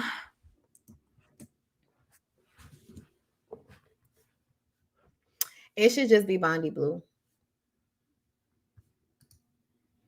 Thank you, Trudy So Fine, for the super sticker. Okay. See, y'all see at the top of the screen, it says at Bondy Blue and Instagram, Facebook, TikTok, Cash App, Twitter, and Venmo. Okay, so that's at Bondy Blue on all of those different platforms. Somebody help her out. Let me see if I got anything. Nope, I got something from Carmen, and that was it on Cash App. So nope, I don't see anything. Okay, it's the money sign Bondy Blue. All right. Um, do you review baddies? No, I don't. Uh, Child, y'all know somebody always pretending to be me, and I don't understand exactly why. Like I get, I mean, no, I get it, but aren't there more aren't there bigger people to copycat besides me? Anyway, uh, Love and Marriage Huntsville. What do I want to talk about from Love and Marriage Huntsville? Martell, his fur, and no socks. So I'm gonna say it again. Do we think Martell and Melnika have been hunching? Has anybody found out if Melnika is really married still? I don't know. But I know the energy feels like, I don't know. Like I don't know. The energy feels weird. I don't know. I have questions about Melnika and Martell, and that's just how I feel about it.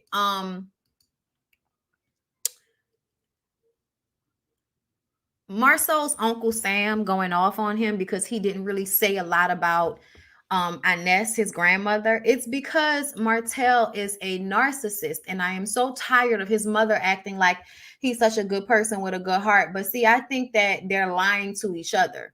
He's acting like she was there for him his entire life, and she's acting like he's not a terrible person because he's her son, whom she feels guilty for not really being there for the way she should have.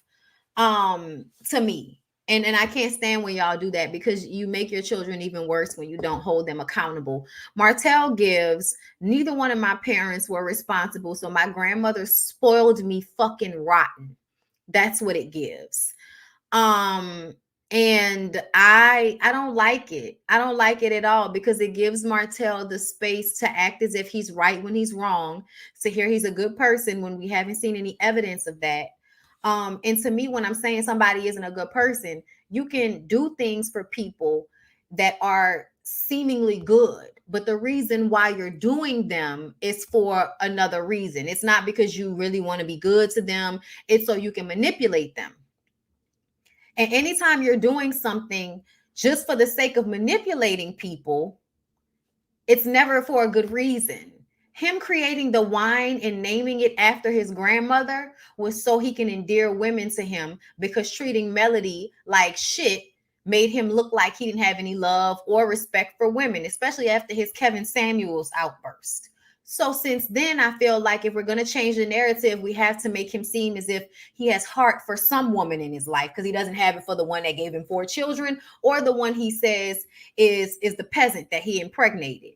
So if you don't have heart for any of these women, we need to see it somewhere. And you also need a business, and you're also trying to compete with the Scots. So come out with a wine, name it after your grandmother, have scenes for you to promote it so you can make your money on Love and Marriage Huntsville. But is the wine actually for sale? Probably not. We're doing all of this for something that has not been distributed and doesn't have a distribution deal at this point. And I feel like him not really talking about the grandmother and not really having a speech means that it's not really coming from a real place. It's not coming from the love that he has for his grandmother. It's coming from a space of wanting people to see him differently. See me as the good guy I used to pretend like I was. See me as someone that loves their grandmother, and y'all know how y'all give men all of these allowances if you feel like they love their mama or they love their grandmama. So let me name it after her.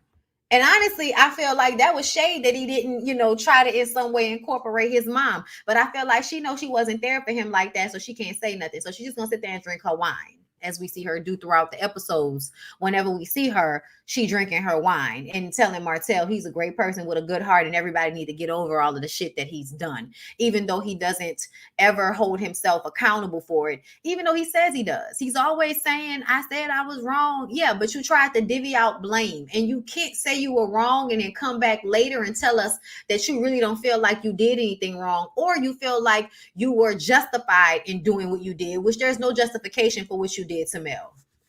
So, you know, it's never genuine, period. Cindy, thank you for the super chat. I had seen a clip where Mel said Melnika wanted Martell and elaborated more on their relationship, but that wasn't played. Yeah, I heard about that. I think Melnika is the friend who always liked Marty, but he thought she was cool. And when he was in between high school girlfriends, he could get homework and head done by her. Melnika put a picture of her and her husband at the wine event in the Facebook group. To me, she still acts weird with Martell. She does. It does feel weird. It does. I'm gonna leave it alone. But I also feel like okay, if this woman always wanted to fuck Martell, she don't want to be in a relationship with him, but she wants to fuck him. He needs her services, and he also needs to fuck with somebody that has something to lose. Now that he realizes that fucking with somebody that doesn't have anything to lose will end up getting him in a bad spot, why don't I fuck Melnika? And then she can help me and believe in me and kind of give me what I need, and I can help her in her business and put her on the show. So that's a reason why she can give her husband as to why she's doing this for me. Because essentially, if they weren't on a reality show, I feel like her husband would probably have a problem with her working with Martell in this capacity, because it feels like it doesn't have any real boundaries around it. It doesn't. It just feels like I'm supporting him and helping him however he needs.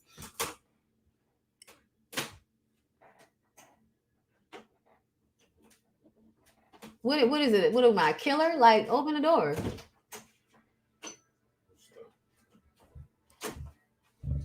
That's pretty. Thank you. Can I get a Bellini? Thank you. Hold up, y'all. Look.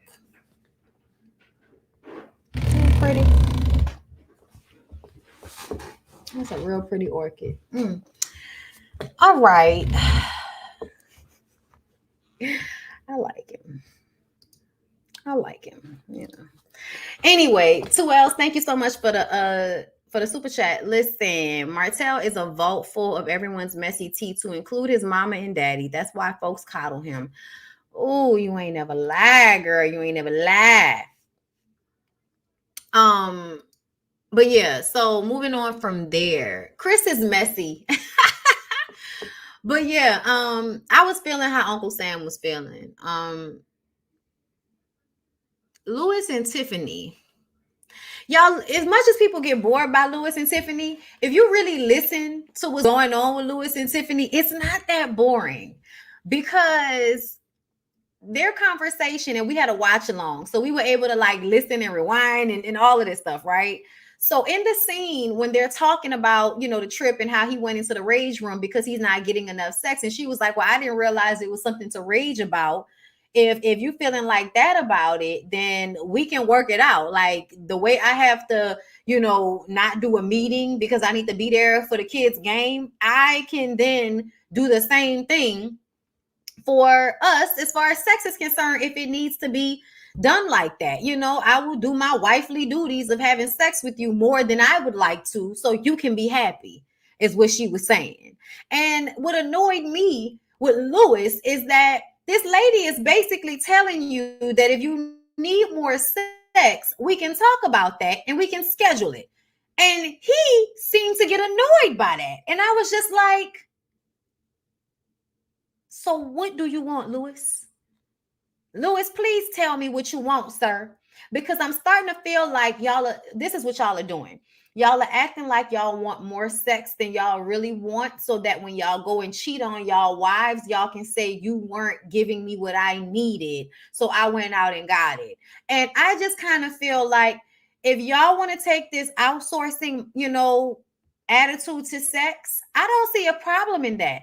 But you need to be okay with your wife doing it too. Because to me, the reason why your wife isn't ready to jump your bones every 5 minutes is because, first of all, she's grown, has a life, things to do. Don't nobody want to walk around with gushy pussy all day, every day. Did y'all see Maurice talking about, oh, I want sex every day? No, you don't. No, you don't. No, you don't.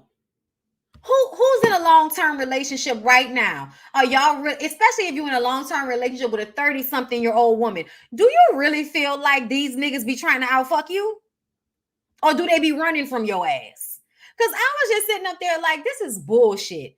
Y'all don't want as much sex with these women as y'all are acting like y'all want. But y'all are going to act like y'all want more sex so that y'all can have a reason to go and cheat. And the women will have a reason to feel guilty and stay with you after because it'll be their fault, right? So they'll do what Mel did and start sucking dick every day and still get cheated on. and I want $1 million every day. I love it. I love it. Ain't nobody about to have sex with you no every damn day. What's wrong with you? Now, don't get me wrong, y'all. There are times where you could have like a good 2 weeks where y'all go at it ham every day. Thank you, baby. There are times when that's reasonable and understandable, but those things happen naturally. Versus you telling a woman that she needs to fit some impossible sex number for your ass. And men over 45 can't have sex daily. And all of these niggas is 45 and older, acting like they got the sex drive of a teenage nigga. So I personally feel like if these women are agreeing to these men outsourcing sex, then these men need to be okay when they women go and outsource sex. And do you know what I would do if I was them? I wouldn't even tell them I was doing it. I would just be like, okay, well, if you feel like you need to do that, that's fine. And then I would go and do my thing. And if he ever caught or found out, I would be like, I thought we were outsourcing. I thought we were outsourcing. I want to have sex. Like, and I want to feel romance. And just like your sneaky link feels special when you come and fuck her, my sneaky link makes me feel special when I go fuck him. So we're outsourcing. What's for dinner? Niggas can't take that though. Niggas can't take that. And that's why you need to go sit your old ass down somewhere and stop acting like you want more sex than you can handle. Because if you really want to talk about it, we could do it. But that's not what y'all want. Y'all want to be able to do y'all thing under the guise that men are the only ones that require a lot of sex. And another thing, have y'all ever thought that the reason why your women don't want to fuck you as much as you want to fuck them is because your women require you to actually turn them on and you don't know how to do that? All you know how to do is pull your dick out and poke, but you don't know how to finesse. You don't know how to get your woman to want to open her legs, Lewis.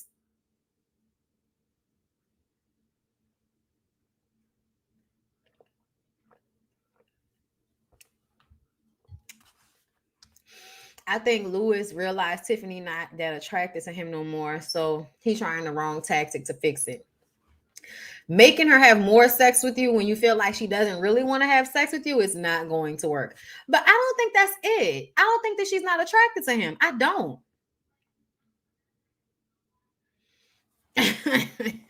Listen, I don't like speaking on nobody body or nothing like that because I feel like people should do what's best for them. But I already told y'all I feel like Lewis is coming from a place of insecurity about his body. And I feel like it even affects how he acts around Marceau and them because Marceau had all of this like big dick energy when him and Lewis got into it. And it's because he didn't went and got in the gym and now his ass ain't as big as he used to be. So now he got all this confidence and all this gumption and shit that I feel like he didn't have back then. Okay. But Marceau then went and got in the gym. So now he feeling better about himself so he can have all this big energy that didn't nobody ask for. Lewis, I feel like is feeling uncomfortable in himself in some respects as well. Lewis, I think, that whole comment about the spread of the legs just kind of rubbed everybody wrong because there's no in between. He's either, he either not really paying attention or don't really care or just being cool. And then out of nowhere, you turn into a fucking creep. Like, it was weird. We didn't know how to feel. What else I want to talk about? Tisha goes to therapy with Dr. Francis. Tisha.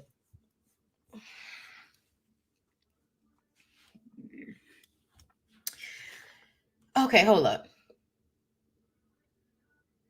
How do I? Okay, Maurice tells, okay, Dr. Francis and Tisha. Tisha, sorry, my lash keep getting caught on the top lash. Tisha's full of shit. Tisha, Dr. Francis making Tisha realize that Marceau is not a last minute person. More so is Marceau told you last minute that he wanted to go to Africa for a month. Girl, you really gonna sit up there and act like it's possible to make an international trip for a month last minute? Okay, but Dr. Francis just told Tisha this very simple thing. You don't have any boundaries, so your husband knows he can depend on you to do whatever he don't do. So he can just drop it in your lap and you'll take it. And you'll let him do it. And you might be upset, but you'll just look sad and you'll get over it. And he'll think of a reason to rationalize it in his head for why he's making you feel like shit about yourself. So yeah, that's what y'all have always done. Child, Tisha talking to Marceau after he came back from the Atlanta trip with her I'm Enough t-shirt on. Tisha, please stop saying shit you don't mean on your shirts.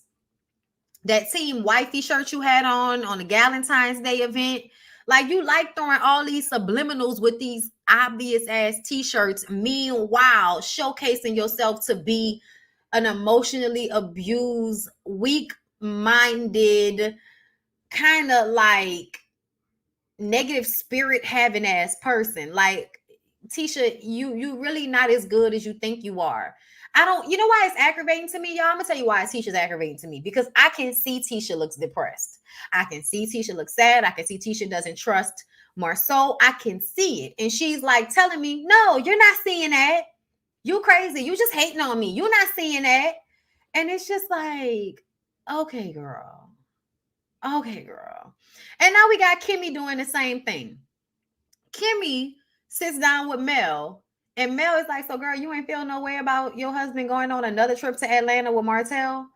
And she was like, no, because I feel like guys need to do that. And, you know, I trust him.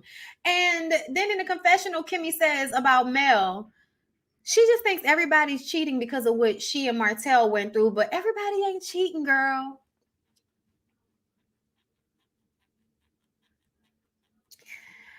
Kimmy, girl, you know I love you. You know I love you, girl. But you had to get an emotional support pet after you found out about the first Atlanta trip. And I literally feel like you have been stressing yourself the fuck out since that nigga went to Atlanta. And when he came home, you asked him, did y'all get y'all story straight before y'all came and talked to y'all wives? Meaning that you expected him to lie to you about whatever took place in Atlanta. So for you to sit in front of Mel and do this, girl, you tripping. Everybody not cheating shit, which is the same thing that Tisha did. It's just sad, I guess. It's just sad. Like, I get it.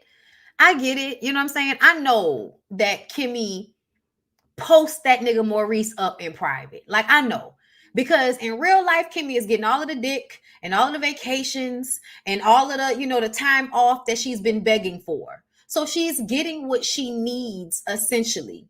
But to watch her lie to Mel, to herself, and to us, and quiet her voice so that she doesn't cause issue with him, that shit is sad to me. And I'm not going to feel differently about it. I understand it.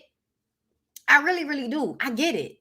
A lot of women do this. A lot of women feel like, child, this is the life we live. This is the world we live in.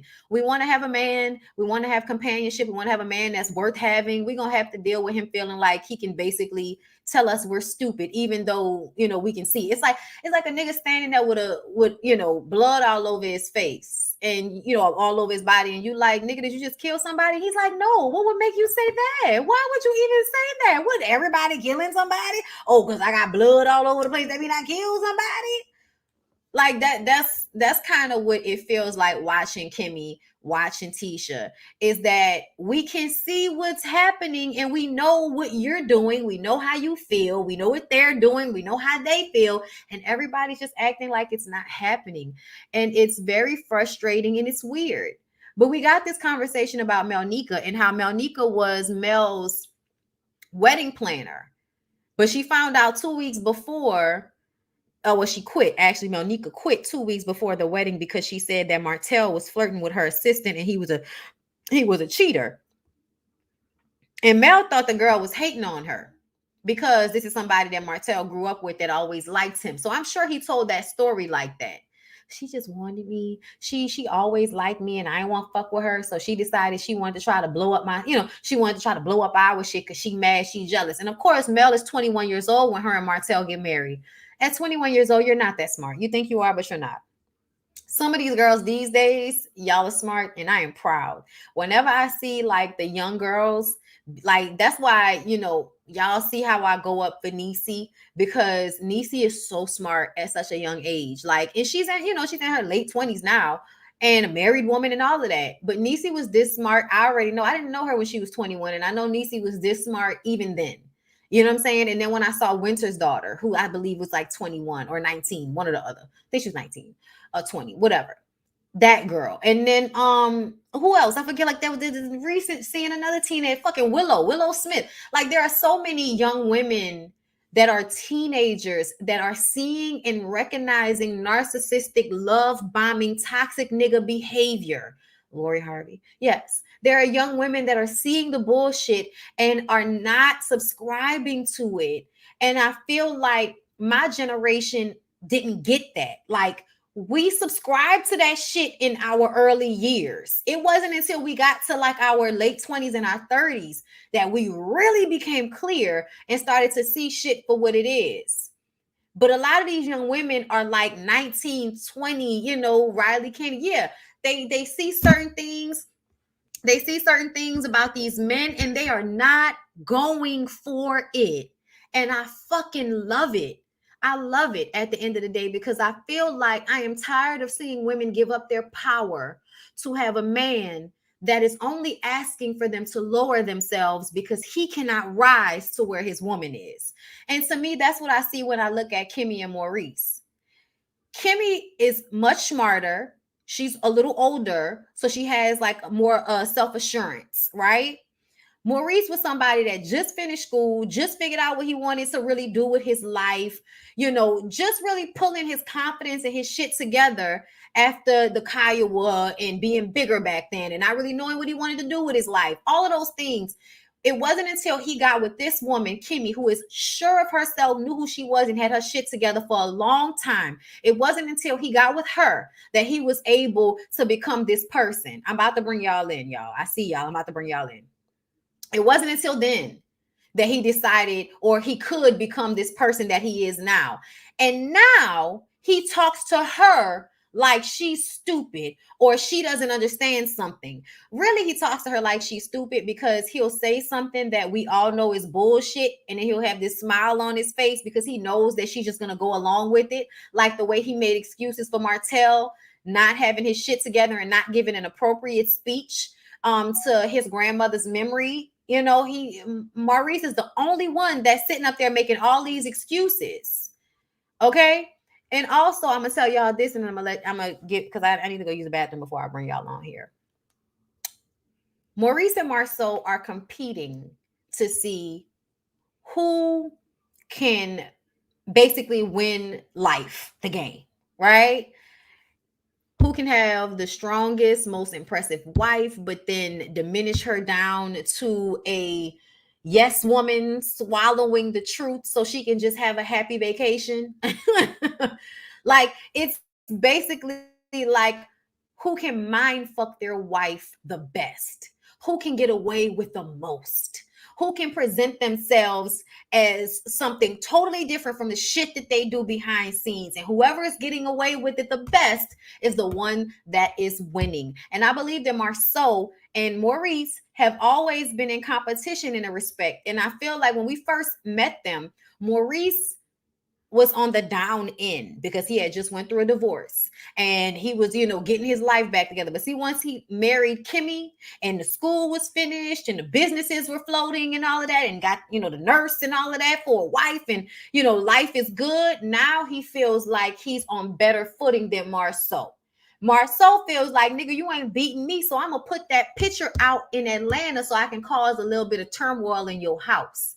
That way, you're not as on as strong a footing in your situation as I am.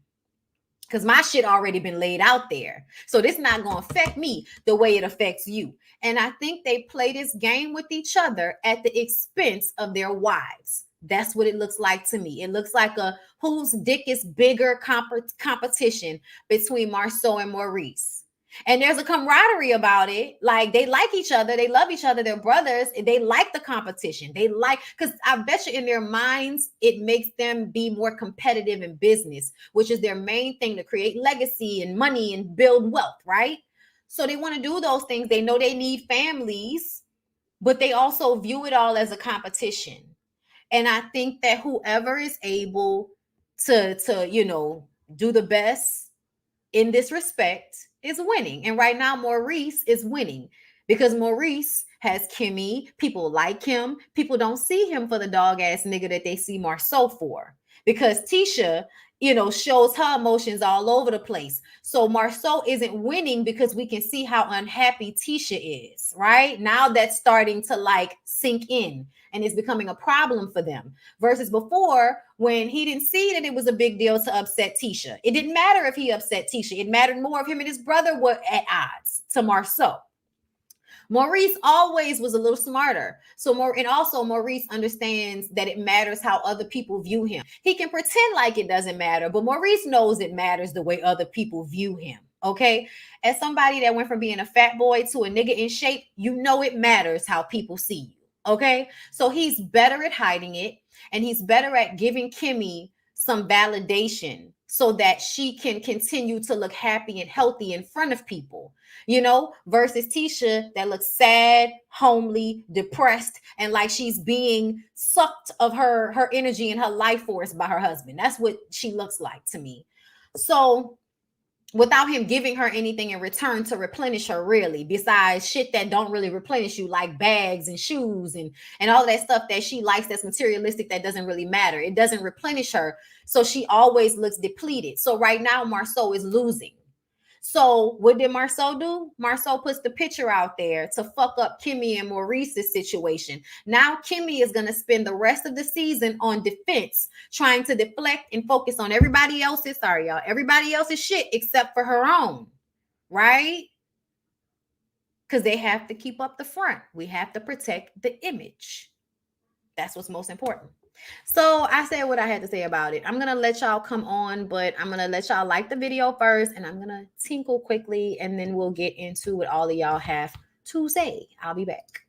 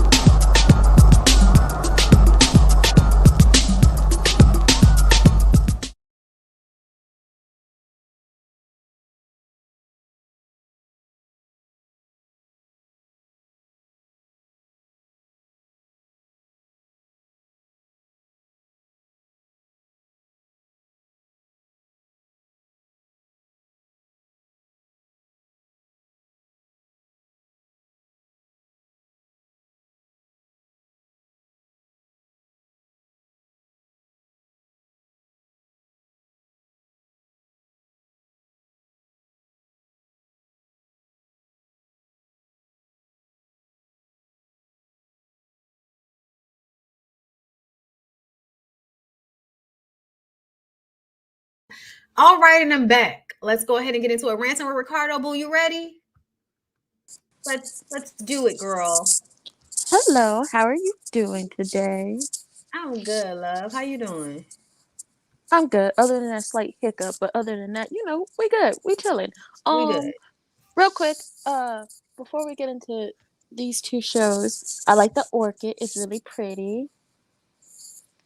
Tell Mr. Lyric I said hello. And How say you hello doing? to And tell my cousin Juvie I said hello too, I because he'd will. be out here living. Yeah.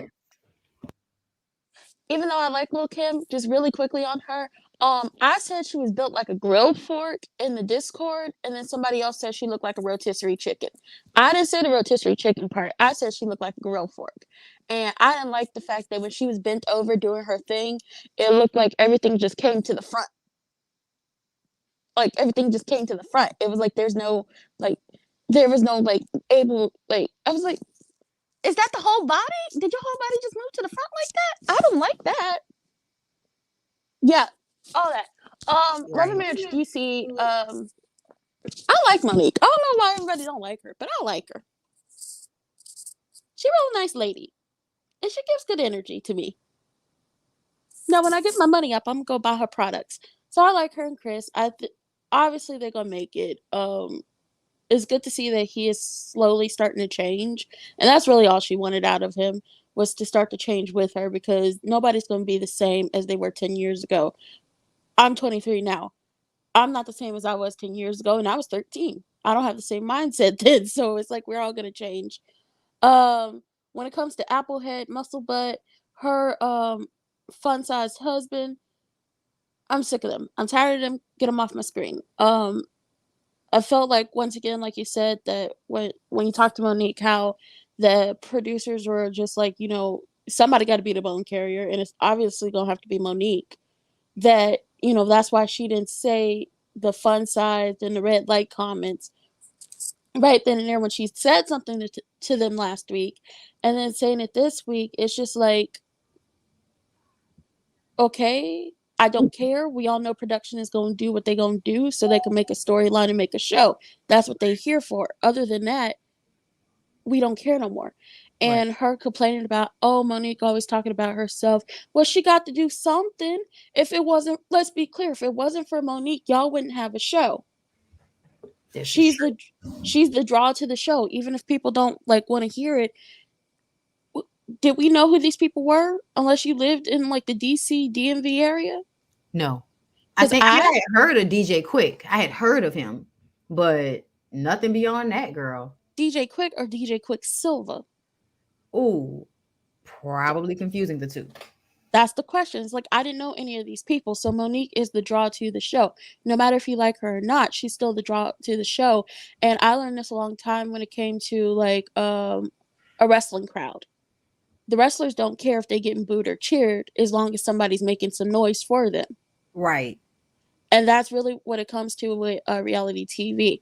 So Applehead, Muscle Butt, and your fun sized husband, get out my face.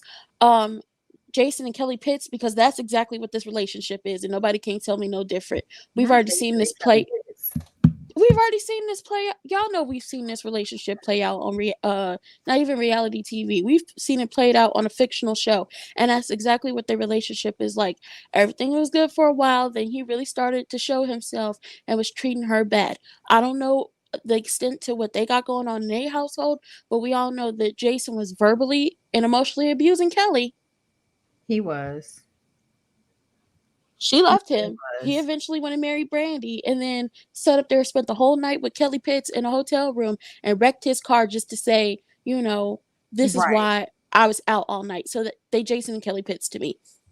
Mm. Um, Everything we see on the screen, that's exactly who they are. It's the complete opposite of what Joseph on Love Match Atlanta was trying to show, and I got some tea on that because I hope you watched. I hope you watched the episode already. No, I haven't seen it just yet. Okay, well, I'll tell it in the chat when you go live, because it's just like, y'all not gonna play with my intelligence on this show. Okay. I'm looking forward to it.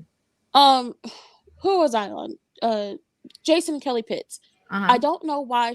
Again, see, Jason and Kelly Pitts, because when Jason was on them steroids and wasn't trying to do nothing with Kelly, it made her feel bad about herself. Mm-hmm. And then she started drawing on herself about everything she needed to have done to make him interested in her again. And it's just like, Kelly Damn. Pitts, you're not an ugly lady. You look good for your age. Right. 40 is the new 30. I don't know if y'all realize that. Black don't crack unless you're smoking it or you're very hateful. And then you just go age really badly. You look good, so there's no point in getting you a mini BBL or a massive BBL because the trend is going out. The Kardashians have decided that they no longer want to do that because the black people not checking for them like that no more. And then we move on because I like Winter, I like Chris and Monique, and these other two couples get on my nerves. Now we're gonna shake it down to Love and Marriage Huntsville because, like I said, Kimmy is becoming Tisha Jr. She Yes. gonna be tired, worn out, looking depressed, the wig looking a mess. She already had an emotional support pet, and all I want to know is what happened to the dog. Where He's is the still there, dog? girl. He's still there. He's just in the background, probably. Man, that dog probably ran away. He probably did a little thing I saw on the news where the dog, his people went out of town. They put him in a pet hotel. He jumped a 6-foot gate and ran 2 miles to get himself back home. That dog took off somewhere. I don't trust the situation. If you have to, when he comes home, it's like, did you get your story straight? Then you know something ain't right. You know something happened, and you feel some type of way about it. Stop playing these docile games. Stop trying to be Right. like Tisha, because trying to be like Tisha in no hump wig and that busted biscuit she calls a husband is only gonna lead you to be looking depleted, dehydrated, depressed, and looking real sad. He ain't no damn obedient school. The dog ran away. We're She gonna gonna be see. looking. She Because gonna you be know they're looking. gonna have another dog pop up. So make sure y'all know that dog didn't run away. We'll see. She gonna be looking depressed and depleted, like Humpwig is already looking, down to her therapy sessions with Dr. Francis, and we gonna move on to her because you're not gonna tell me that a whole month Africa trip, which, like, why are you taking trips to Africa without your wife and your family? But hey, y'all keep telling people, and not talking about y'all, like up here and in the chat, talking about the rest of the world, keep saying, well, he deserved it. He doesn't deserve nothing but a bowl of nails to eat. He don't Yikes. deserve anything because he treats his wife badly. He don't take care of them kids. He almost killed that child trying to get the child peanut butter. I'm always gonna throw that in his face any chance I get. How you don't know your Right. child is allergic to peanuts?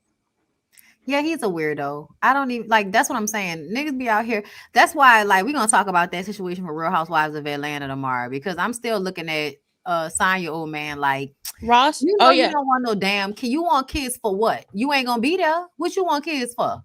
But I anyway, yeah, what else you got for Love and Marriage Huntsville so I can move on? Cause I can't be up here all day today, girl. I know. Um, Tisha, that trip wasn't impromptu. He planned that trip so he could get the hell away from you. He's not that into you. I don't know how many times I have to say that to you. I don't say it on my own channel because I ain't got time to be trying to fight with these people. But if y'all allow me up on y'all platforms, I will say it. He's not that into you. He don't like you, and I wish you would divorce him already. And well, y'all ain't got no prenup, so then he would get alimony and everything else. So figure that situation out. And then baby gap. To make First of all, you don't drink like that. Martell. Okay. Yeah, he's a lightweight for sure. He I call him baby gap because he looked like he still clothes from his kids, and somebody said he now still in Mel's clothes. Oh Lord, that fur to me, what got me was the shoes with no socks. Ugh, That was don't the your feet be thing. sweating? Exactly. That's Mm-mm. all I could think about while I was looking And at the him. Like Stacy he walking Adams? around, sliding around in them shoes with that fur on his shoulder He and got his the Stacy ankles Adams all out. on. He got the Stacy Adams on with no socks. No, in Atlanta. You don't drink like that. You're a lightweight. I mean, I'm not like a heavy drinker because I'm on my own personal thing of not drinking for 6 months, but I can hold my own, and it takes a lot to get me fucked up. But you're not a drinker, so creating wine and then the wine's not even out, the calendar's not even out. You don't have a builder's license. What are you doing? You keep creating these businesses trying to keep up with the Joneses and trying to outdo the ex-wife, but that's not the case because nothing is ever coming to the forefront. You don't have a distributor. The wine probably not that good, and then your uncle had a right to go off on you, even if grandma did spoil you. All our grandmas spoiled us, Right. trying to, especially if they were trying to make up for the fact that your parent was lackluster and not really there for you. Of course your grandmother was going to spoil you, and for you to name the wine after her but not speak on what she did for you or who she was as a person is fucked up, because that's what people do when they But it name shows that it shows that he doesn't really compute it the way he's acting like he does. To me, it shows that whatever emotion he's acting like his grandmother gives him is not really there, because if that was the case, it should have been easy for him to talk about her. Even when they were talking, even when him and Marlene was sitting up there talking about her, it was like, you know how she was. She was so perfect and so sweet and so this and so that. And y'all remember that time she went to the game and she was freezing cold just because she wanted to stay and watch him play. I was just like, girl, nobody give a fuck. Which is like, Marlene, Miss Marlene, I'm trying to be nice to you, but you just like remedial English. Y'all are the siblings to your children because your parents were the ones who did the raising of them in their formative years. Did you down talk your mother in front of your son to big yourself up to make yourself feel better for the lackluster Well, parenting that you yeah, did? you know she probably did. Which then makes it like whatever the grandmother did give Baby Gap was basically, I don't know if that lady had passed away when he was like adult or whatever, but when Miss I think Marlene, he was in, no, he was in college, because he said that when she passed away, that was the reason why he didn't try out for playing for the pros. They, you know, the scouters came to college. He was playing college football, and he decided not his uncle gave him the funding the funding for what? for the wine, and he didn't even go up there. Ask McNeil, where you heard that from? The uncle gave him the funding for the wine, and he still didn't talk about grandma. Oh Oh, yeah, you he didn't had talk about his uncle. Why would you not bring your uncle up there if he gave you some money for the business? he then the uncle had every right to go off on him the way you did, even if I don't want to be up there. And, I don't want the world to know that I help fund your little pet project, your little hobby, because at this point that's what it is, because he ain't making no money off of it. You could at least talk about the woman who raised you when your lackluster ass mama couldn't even stop being who she was. She was probably being a city girl. Stop That's being what a it city. felt like. It felt like Marlene was a city girl when Marcel was a child. But Yes. let me let you go, Ricardo. I Okay. appreciate you so much, love. Y'all make sure y'all follow her on her YouTube page, Prosperity Thick Girl. Come on, my girl. It's time. What's going on? You on mute, girl. Not the screenshot. Hey, babe. Let me say this part before I forget, because y'all just hit on it. Martell didn't think about his grandma, his uncle, his mama, and nobody else. Because the point of bringing Lewis, uh, Horees, and So up there was because it was like, now I'm back part of the group. I'm about to make this happen. I'm about to launch this wine. My pocket's about to get some more money in it. Y'all can't look down at me no more. I'm about to get, you know what I'm saying? That was for him to gloat. He didn't care about his grandma. He didn't care about his uncle. He didn't care about Marlene drunk ass drinking all the wine. All he wanted to do was let them know. Y'all see, we up in this $10 million mansion, although we know you didn't pay for it. You heard But the the way the girl optics, was talking, Mel Nika. You brought us in a mansion. This ain't no shack. I'm like, bitch, what difference do it make? Like, it take a lot to rent out a mansion in Atlanta, girl. exactly. Everybody do that every day of the week. My daughter about to go to goddamn Houston, and she about to get like, and she's 25. She's turning 25 for her 25th birthday. So, girl, it's not hard to do anything that you want to do. But also, Melanika, how do you get paid? Do you get paid in penis from Martell and dollars, or do you get paid from the show? Like, cause we know Martell is not balling for you to be hanging in here the way you are. So it's either you getting it, you want it, or you had it. And now you don't mind giving a little bit of your time because Carlos gonna slide you a little check, because where you getting you can't be getting really paid. Because what do he have? You're not gonna make me think he keeping you around because he's just a good employer and he's just top notch with the goddamn payment. No, that's no. So tell us what's happening. How you getting paid?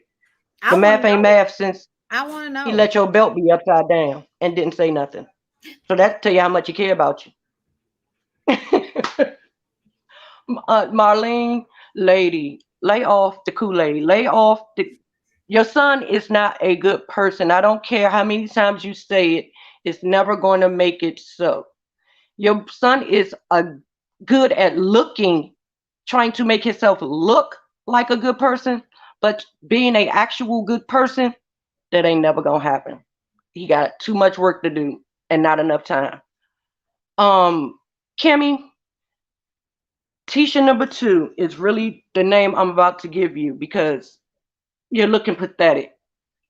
More and more every goddamn episode. It's like, sis, you are delusional if you really think that we don't believe that you're insecure. You're really delusional if we don't think that you and Tisha sat on the phone or sat at that bar to closing talking about them because y'all really were scared of what your men were doing in Atlanta. If y'all could have, y'all would have went. You would have been like, "Come on, girl, let's get the keys, let's go." Y'all would have went straight from the bar to Atlanta if They y'all ain't could gonna have. be Rashida and Erica from Love and Hip Hop and show up and knock on Child, the door. they ain't got it. But then you ask your when they come back, you ask your husband, why you gotta ask your husband what he did? It's a damn strip club. What do you think they did at the strip club? That conversation about whether he touched somebody or not, I was just kind of like, now see, you way more insecure than you letting on if you care about that. Like, I don't give a Thank, fuck if you touch somebody at a strip club. Like, what? thank. That's my whole point. Like, what do you mean? What did you do at the strip club? That's what you do at the strip club. The question should have been, did you leave by yourself? If anything, not what did you do? Duh, that's why that shade you was talking about, he was at the mall buying. Sweetie, you didn't get him because what he was doing at the strip club was throwing his money at the ground on the ass, smacking people with it. He did a lot of things.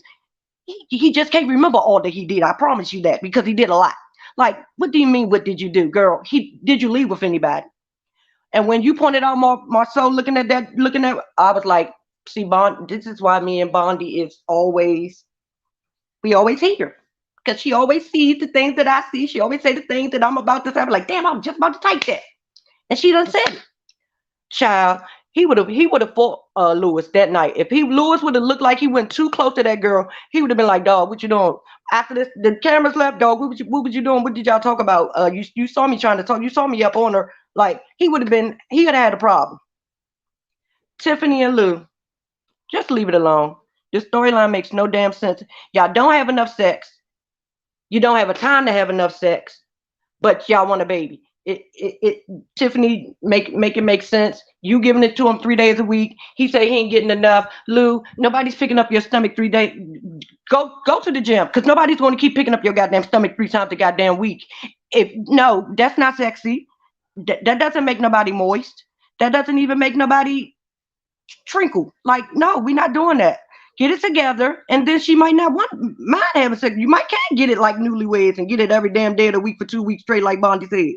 But what we not gonna do is act like I'm just gonna be bending over the damn counter and I ain't got no foreplay. I ain't got no niggas don't even want to lick a titty every day, let alone sticks and get out of here with this. Like, y'all storylines are making no sense. And like I said, next season, if Kimmy and these only you can prevent forest fire Whitlows don't have a storyline, they need to be in the unemployment line because this is too much. Y'all giving us nothing. Y'all making yourself look crazy as hell. Do like Destiny. At least Destiny got enough sense not to even be on camera. She like, you know what? These people have ate me up enough. I ain't got nothing to film about. I'm not filming. Point blank, period. But she's still getting her check. Stop making yourself look crazy, Kimmy, because you're making yourself look crazy. We are not looking at you like we did when this show first started anymore.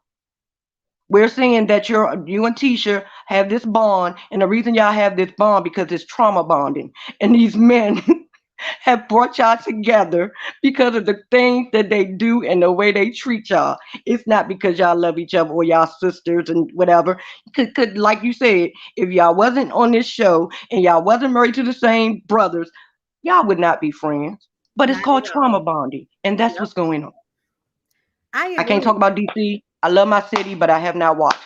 But I do know Jamie is out here, like what did Portia say?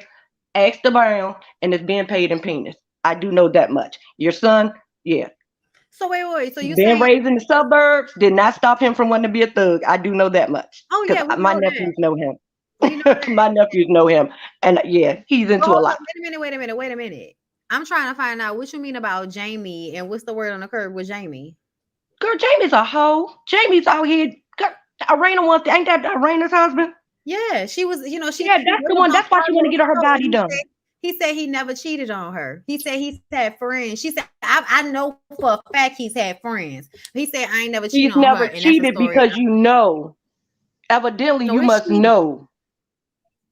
So it's Look, not cheating he didn't say, because this he didn't say nigga it is wasn't out cheating. here. He's He out said, here. And so what's the story? So that's what that's I'm why saying. she wanna Like, get her body done, Bondi. I know, but what's the story? Like, what are the girls like? Are the girls saying something specifically besides he's a hoe, or is it just he's a He's hoe? sweet for it. He's sweet. He a hoe and he's sweet. What you mean sweet? Sweet like what? Because that's He two different gives types of things. sweet. He gifts things. Oh, so he's sweet to the women. He Yes, he's romance the sweet. women. He Uh-huh. he wooed you. Yes. Oh yeah. He He very not, he not, he know moisturized. he's little. He know he's short, and he know he needs to do things to be up for somebody to be up on him. You're old and you're little, so yeah, he know what he needs to do, Okay. and he does it, Well, all right then. I and he appreciate does it. it well.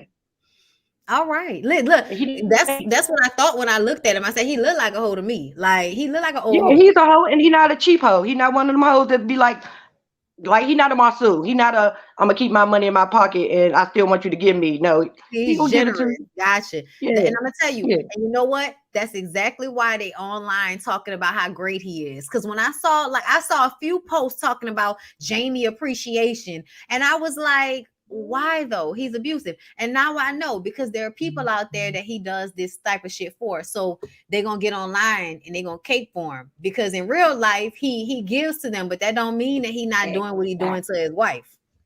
Exactly, and the family too. They love him because you know how to keep you when you want to keep people quiet. You do things for them. You pay for him. Yeah. I get it. Yeah, that's all it is. I appreciate your prosperity. Always love. I always got something for you. All right. I'll talk to you I next bet. time. All Y'all right. be safe. You too. All right. Only one Adrian, you ready, girl? Hold up. Devin, thank you so much for the super chat. Why y'all keep talking about Lou like that? I'm a trainer. He not even fat for real. He tall as fuck. Even on TV, he probably only needs to lose about 15, 20 pounds. Thank you for the super chat, Devin. Hey, boo, how you doing? I told y'all, I think Lewis is a nice looking man. But as far as him not being, you know, that big for real, do we have to lie in order to not be assholes? Like, do we have to lie? See, that's my thing. Like, I'm not into this whole thing of like fronting to protect feelings when we all know something for a fact is how people respond. And the truth of the matter is, a man can be big. It's not a big deal, but there's a level of which a person gets big and they start to feel bad about themselves, and their insecurities are shown in the way they carry themselves and the way they handle themselves. So I feel like if Lou didn't give off insecurity, I don't think we would be talking about his weight as much. He is a man, and y'all don't hear us talking about Chris's weight. Chris is a big guy too on Love and Marriage DC. I feel like they might be around, the same size almost, but I think that Chris is a little bit more like, toned up. He's not as big as Lou, but at the same time, still tall, big guys. Chris is not coming off like he's insecure about his body though. Lewis comes off like he's insecure about himself in some respect. And, I think that's why we're talking about it more than not, because we're talking about him not getting the amount of sex he wants. So everybody thinks that that's because of his weight. I don't think it's because of his weight. I personally believe that when men aren't confident in themselves, they don't know how to get the pussy. Like, I'm sorry, but like getting the pussy requires confidence. Women usually respond to confidence. You can look any old kind of way. That's why Biggie was able to get Faith Evans and all of that. Not only because he was funny, but because he had confidence. Okay. So for me, I'm like, yeah, no, body, that doesn't matter. Like a whole bunch of women love fat niggas. That's not the no real thing. But he seems like he's not feeling himself like that. But he is a very handsome man, and I think he's a very nice man. You know what I'm saying? Like in comparison, but I do feel like his insecurities about himself are going to allow him to be manipulated, or in some way his perception skewed by the Scots. Swag and confidence goes a long way. It absolutely does. Okay. So that's why I'm saying that I think a lot of people are commenting on it because of that. But I don't think we about to bullshit and act like, the man not big when he is like, but that's of no consequence. It doesn't mean he isn't attractive, but the nigga fat, but he attractive. He's nice looking in the face. Muscle weighs more than fat. So if he works out, he wouldn't lose much weight, is what I'm saying. Thank you for the super chat, boo. And you probably right. You a trainer, you know better than I. But I just know what I'm looking at. And I feel like I know what tall, solid niggas look like, and it don't look solid. But he's still attractive. It's just not solid. And I feel like he isn't confident to me. Like that's what it feel like to me. Okay. But like I said, and I have always said that Lou is a nice looking man, so I don't understand why everybody take the approach that because he's not, he don't fit into his suits all tight and shit like some of these other niggas, that he's not attractive to his wife. Hey, only Adrian girl, come on, talk to me. What's up, baby? First of all, everything you just said was absolutely true, but I'll get on Lou in a second.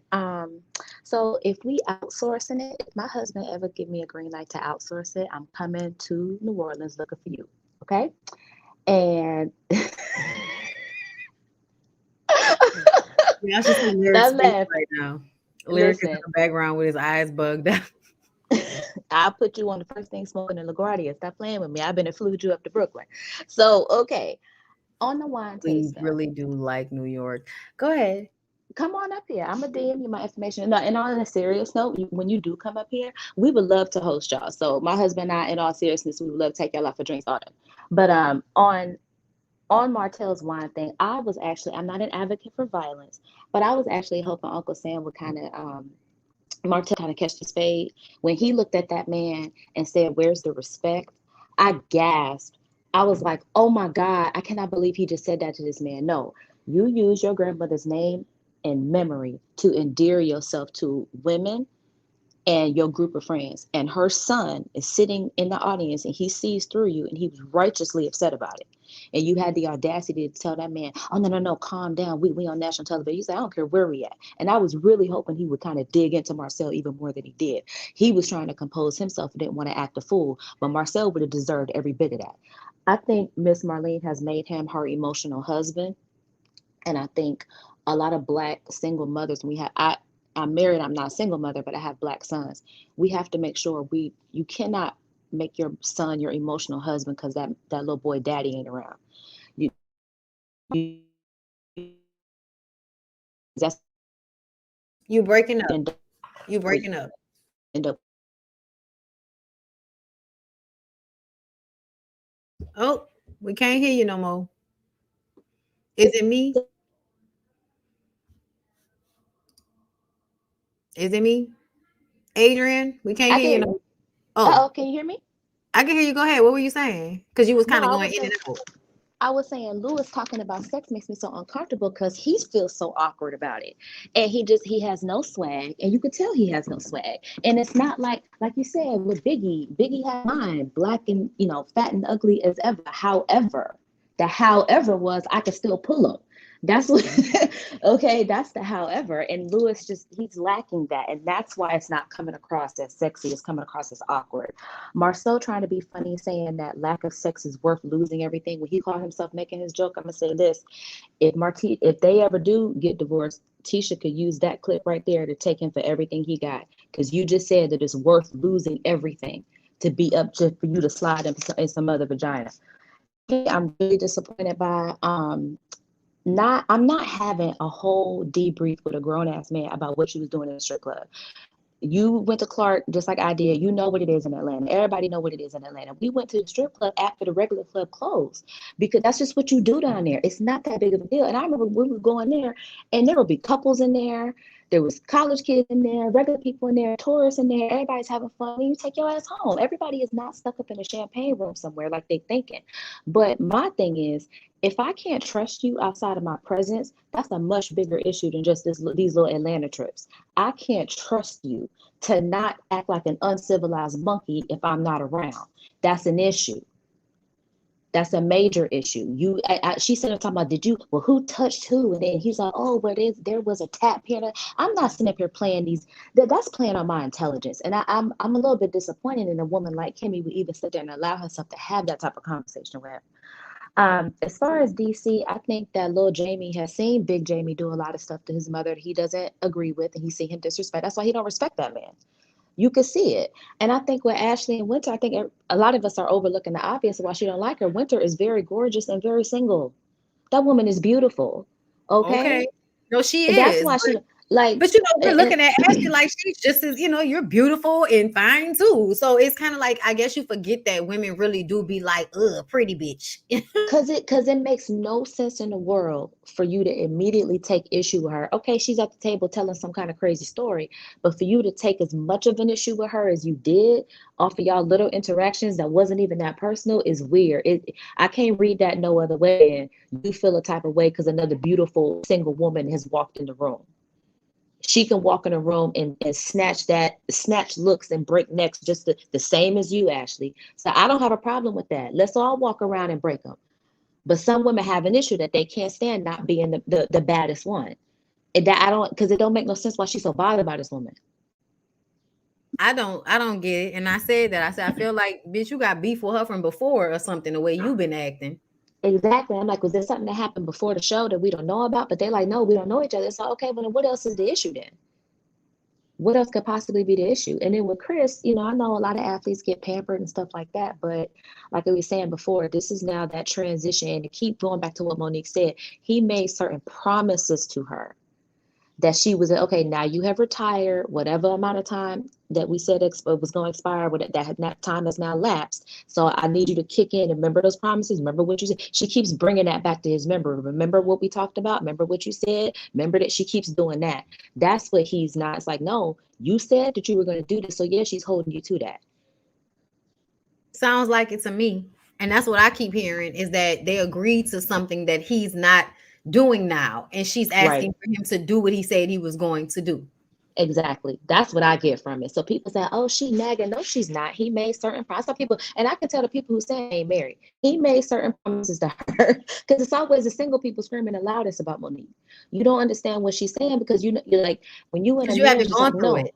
you haven't Right. gone through it. This man that made you certain promises, you are at a certain place in your marriage. Whatever that is for y'all, that's different for everybody. But for Right. whatever it is, yeah, I'm gonna hold you to that. Hell yeah. And I'm damn sure not gonna walk on no eggshells with my own fucking husband because Right. y'all hoes thirsty for a man and think that everybody should be kissing ass in order to have one. That And shit that's crazy what to I me didn't too. like. I know you tomorrow What happened? about what Drew said to Sonya.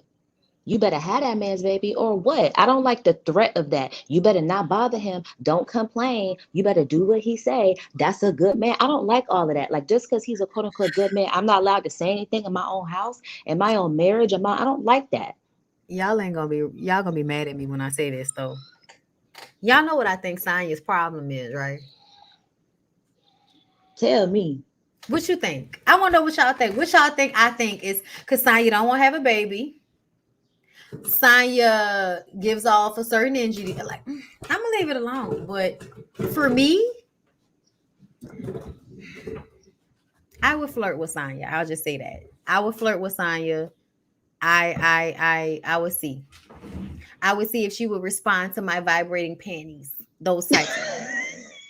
Because to me, Sonya, you add. I'm sorry, y'all. I know y'all don't be liking to hear this, but only because I grew up in this world do I see and recognize certain things about women. And women, yes, women can be track stars, women can be athletic and not be gay, y'all. I want to be clear on that. Absolutely. But when I didn't have anything like that to say about Sonya until Sonya cried to that man about not wanting another baby because he's never there to help her with this one. And then I saw her hug Kenya and the way she kind of let the hug, kind of her hand kind of touch Kenya's ass a little bit. And then Oh, you I learn, missed that.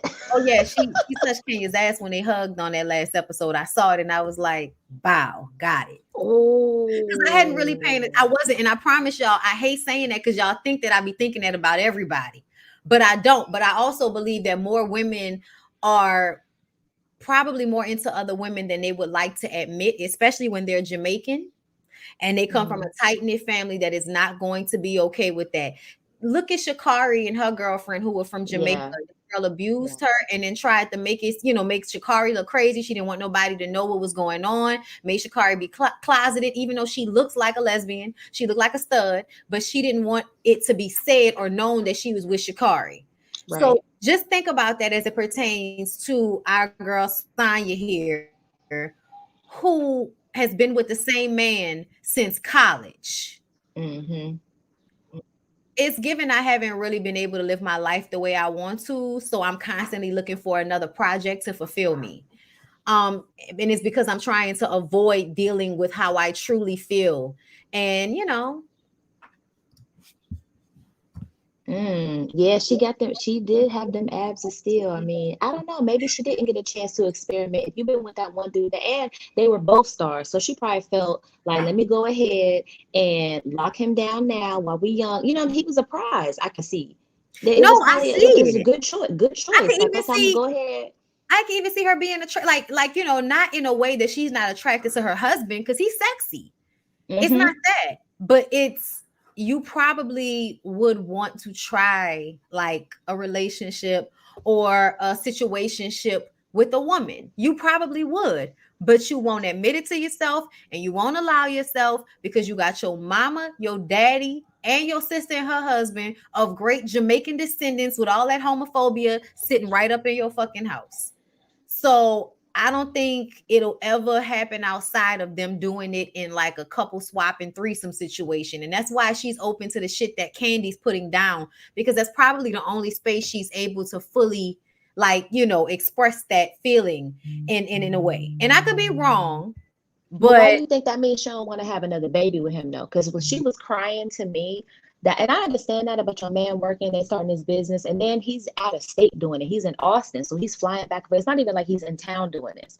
She was crying at the mere thought of having another child. That little boy, 4-year-old, was bouncing all over the place, wouldn't sit down. He looked like he don't halfway listen. She was yelling at him at little yes, Brooklyn's tea party. He was bouncing all over the place. And if Ross ain't there to help, her parents are older. They just got there. And I don't know, is that situation temporary? That could be another thing. no, They they've might be. always lived with them. They've always. Oh, As okay. long as I have known her on TV and those parents have always lived with her. Her sister and the husband, no. But her mom and her daddy, for the most part, were always in the household with her and her husband.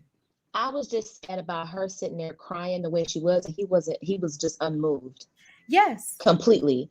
And I think that we can't talk about it all in this I'm video. sorry. We'll talk about it tomorrow. But I'm sorry. You're right. I feel you. No, I feel the reason why I said that though about her not wanting a baby is because I feel like I feel like the first baby was an obligation. She loved her baby, but I don't think she had that baby because she wanted to have a baby. I think she had that baby because she felt like she should, because your parents want you to have a baby, because your husband wants you to have a baby so he can have evidence that his dick works.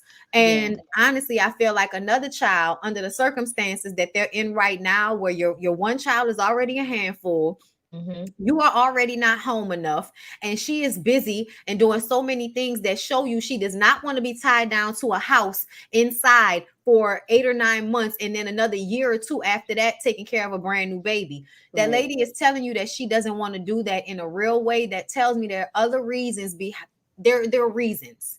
And the reason behind that is probably because this traditional life that she lives is not the one she really wants to live, but the one that she feels she has to.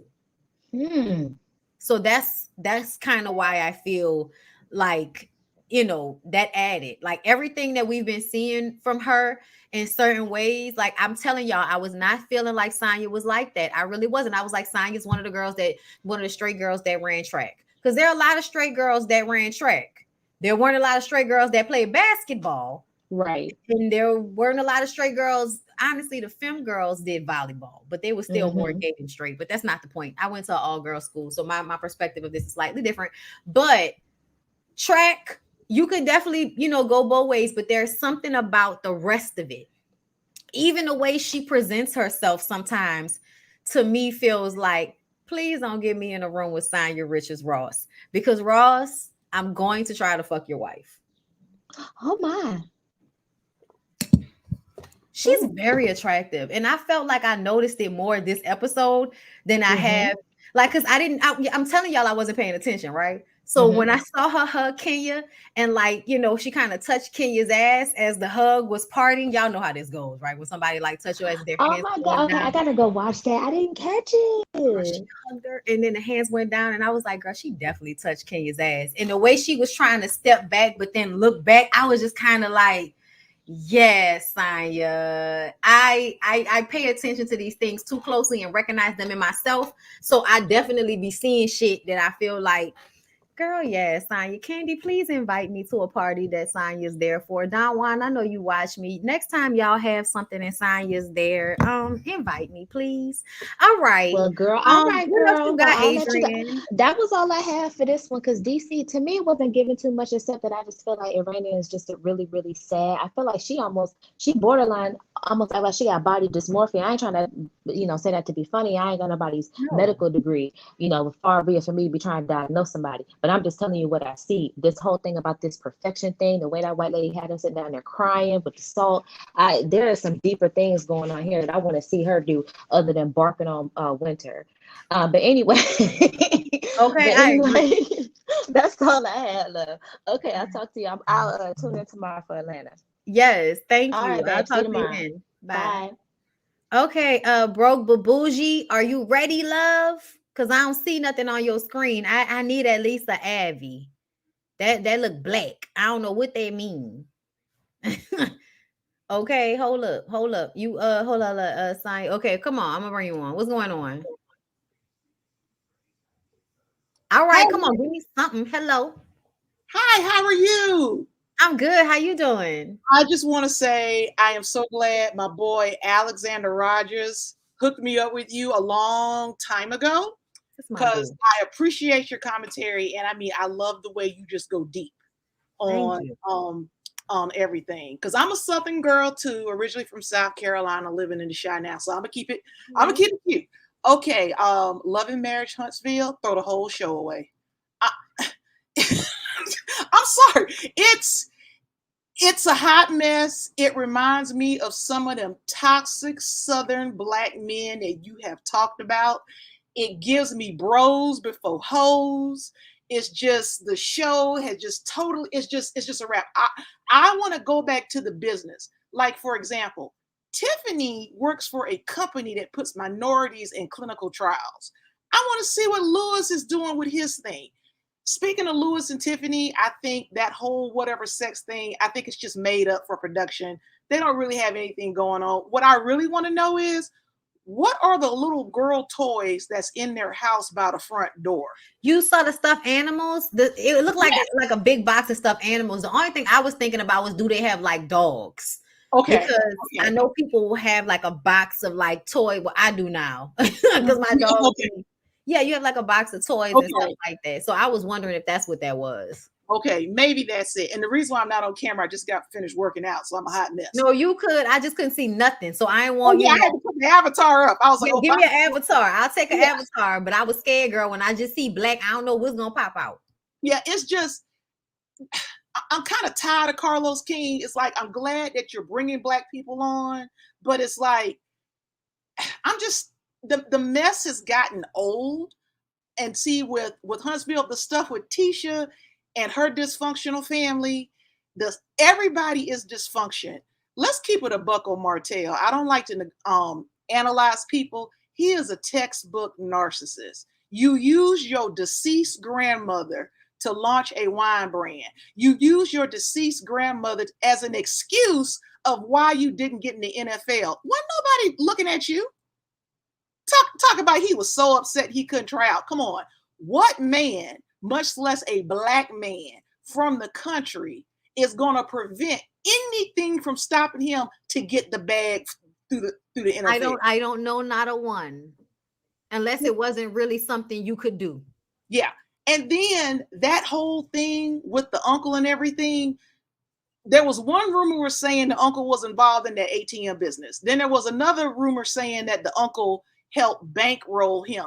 But just the point that he doesn't have the emotional intelligence to say 5 sentences about the grandmother. Plus, when Prosperity Thick Girl and Randy and Ricardo was talking about how, why wasn't his mother there?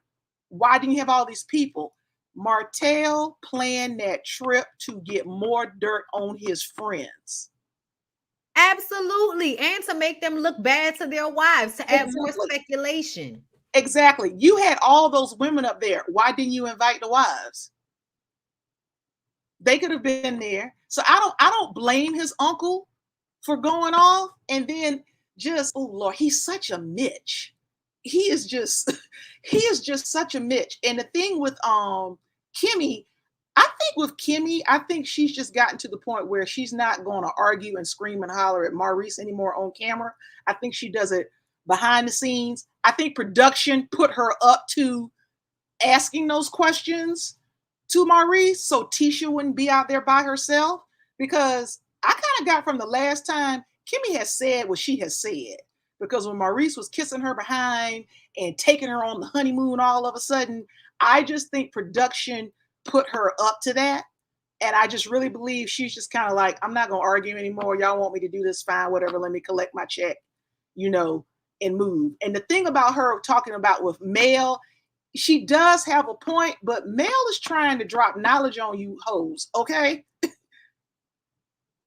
just to let you know what's going on. It feels exhausting from Mel's viewpoint sometimes in some of these scenes. And I think that's why I got so annoyed with Kimmy when she said that about Mel. Because I'm like, girl, it's not like your husband went on a guy's trip that was separate, but he went on a guy's trip that was meant to replicate the trip where all of us got cheated on, basically.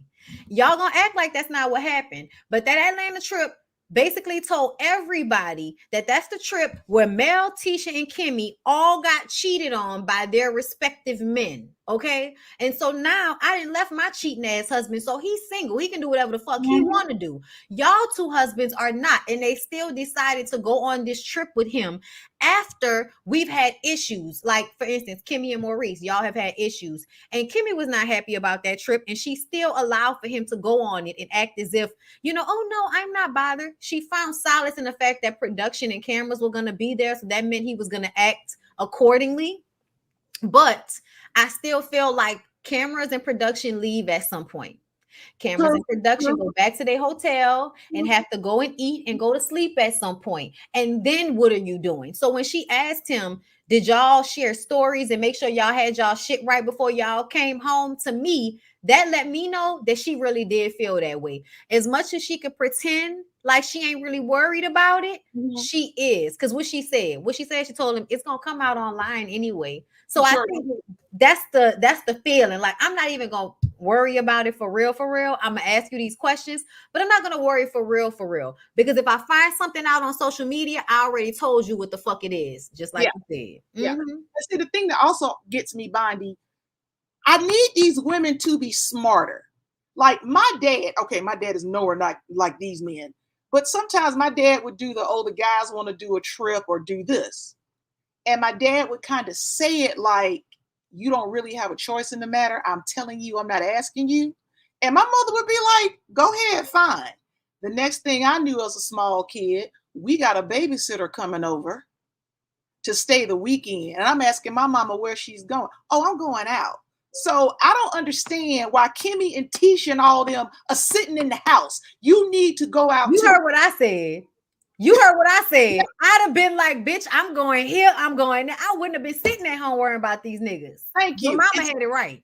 And the thing with Tisha that gets me with Dr. Francis, you could tell how Dr. Francis, he just wants to, he keeps his professionalism on camera with the grin, but you can tell he wants to go, girl, are you stupid? Because did you notice Tisha slipped out that he was going to Africa for a month? Yeah, we knew it was a month. But see, I didn't realize it was a month. Maybe because my brain couldn't comprehend. I was thinking maybe like a week or two. No, girl, we had said that he was gone for a whole fucking month, and then I didn't know it was last minute. So that's the thing that surprised me about they sit down, is that it was last minute. But then I remember when Marceau had that picture shit come out and he was in Atlanta. Y'all, we didn't realize that they skated over it. Tisha didn't know he was in Atlanta. That's right. I was like, how you don't know he in a whole other state? That's right, because he tells so many lies, even the audience can't keep up. I wanted to know, when does Chris figure out that Marceau lied on him? I wonder, does he know it now watching the show, when it was his back in the hotel and he told Tisha he was with Chris? I feel like Chris already said he was in New York. Yeah. Uh-huh. That is right. You're right. But I'm sitting here like, Tisha, while he was gone for a month, get Wanda J. Blige to babysit the kids, and you need to start getting your paperwork together, since your name is supposed to be on all these businesses, and get a controlling interest and get all your stuff together while he's gone.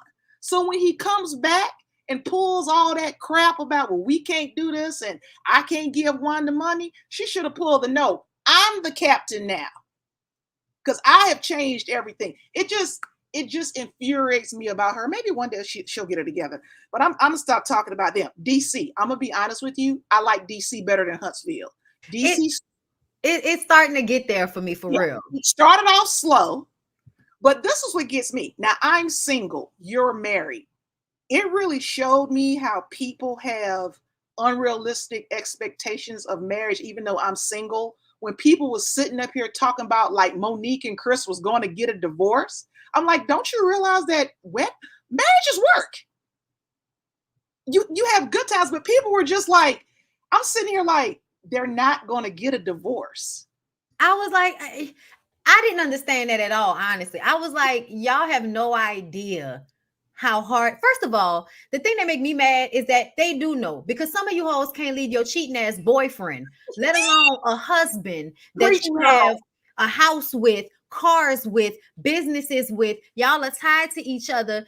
Like, I'm just saying, like, girl, uncoupling is not easy. Really and truly uncoupling and separating from somebody, not even just financially, but somebody that you have been in a relationship with for a long-term amount of time, separating your household, separating your clothes, your items. Y'all gonna sit up there and act like that's something that people feel like doing? It's not. That's why people would much rather decide to just stay in their marriages and do whatever the fuck they want to do.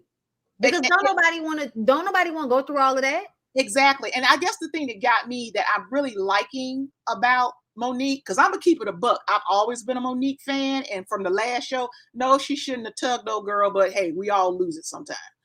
Okay. But the thing that got me about Monique and Chris, what I'm liking, is that with all the couples, they are being very transparent. I mean, even Jamie admitted, okay, yeah, well, I don't think I'm a bully, but if people are saying that I am, yeah, I want to go see I want to check out the intuitive healer, compared to Huntsville, where everybody is delusional. No one can admit when they're wrong. No one can change and grow. And I have this thing about DC, because I graduated from Howard, so I kind of know how the DC people are. But I'm just noticing, like, Chris and Quicksilver having that conversation. And when Quicksilver said, well, my daddy told me on the way to the funeral, men don't cry. So, he's kind of figuring out why he acts the way he acts. I just like the couples. I like the men better. They're more open. They're open to change. To like their wives more. Yes. Now, speaking of wives.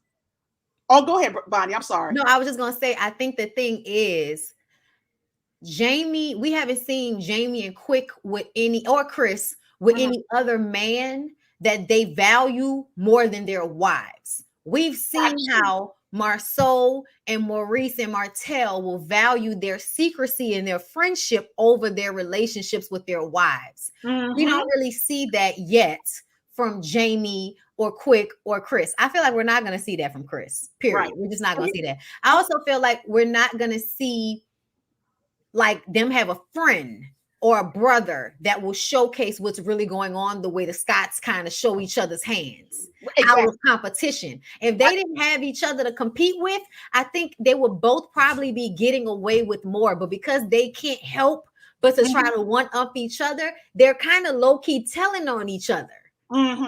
But see, these other ones, they don't have that same connection because they're all just getting to know each other. Right. So, you know what I'm saying?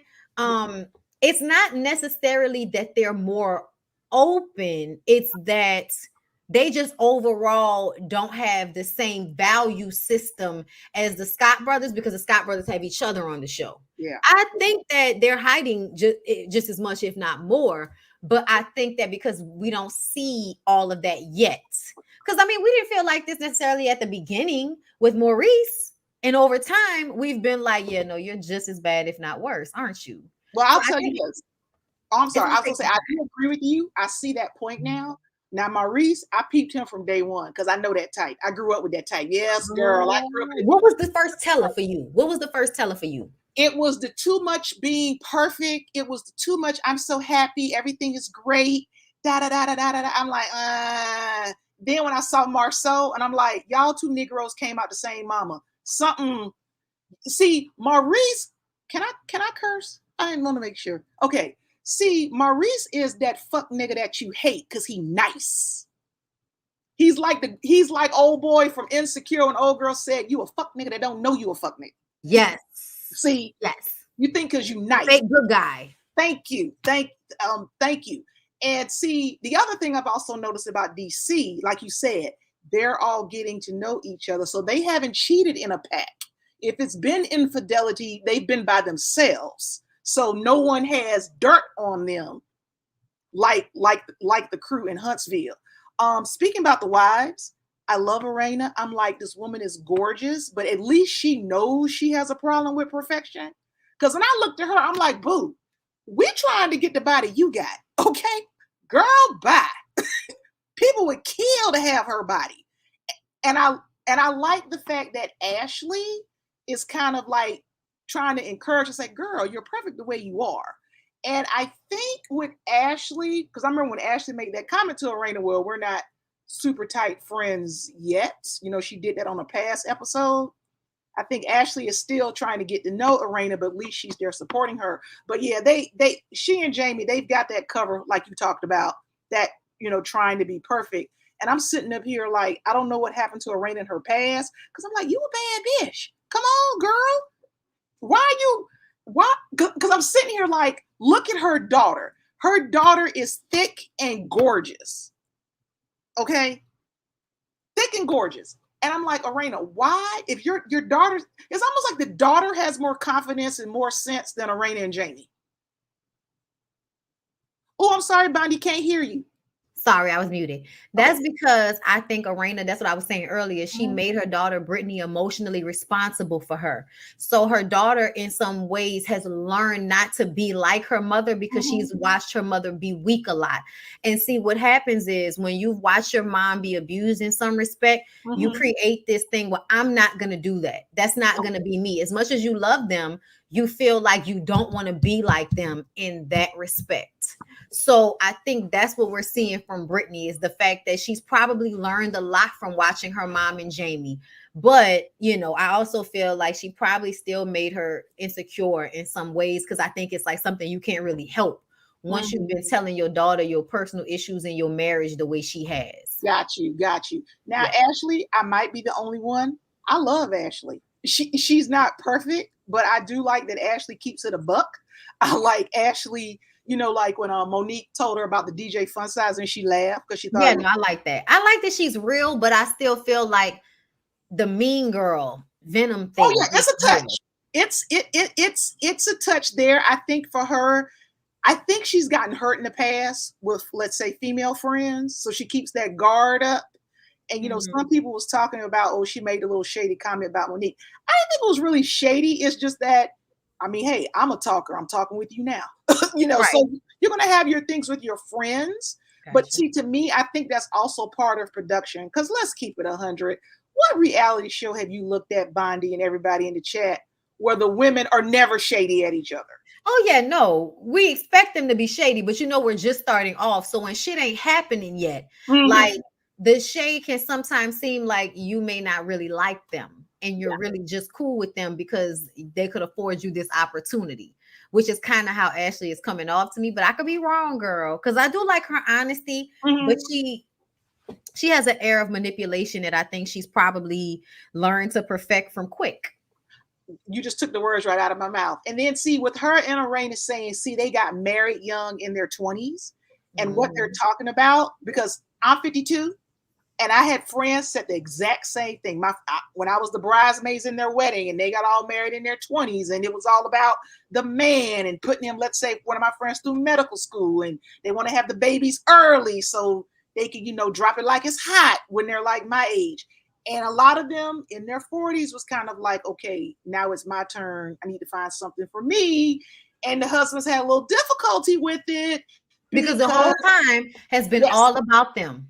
Yes. And see, my mom taught me and my grandma, they said, you always got to have your own. You got to let these men know you're not my entire life. Because my mother always said, my mom said, you notice all the couples that get divorced after the kids graduate from college? Because they have nothing in common. And once the commonality is gone, the children, they don't know who the person is. Else. Yeah, exactly.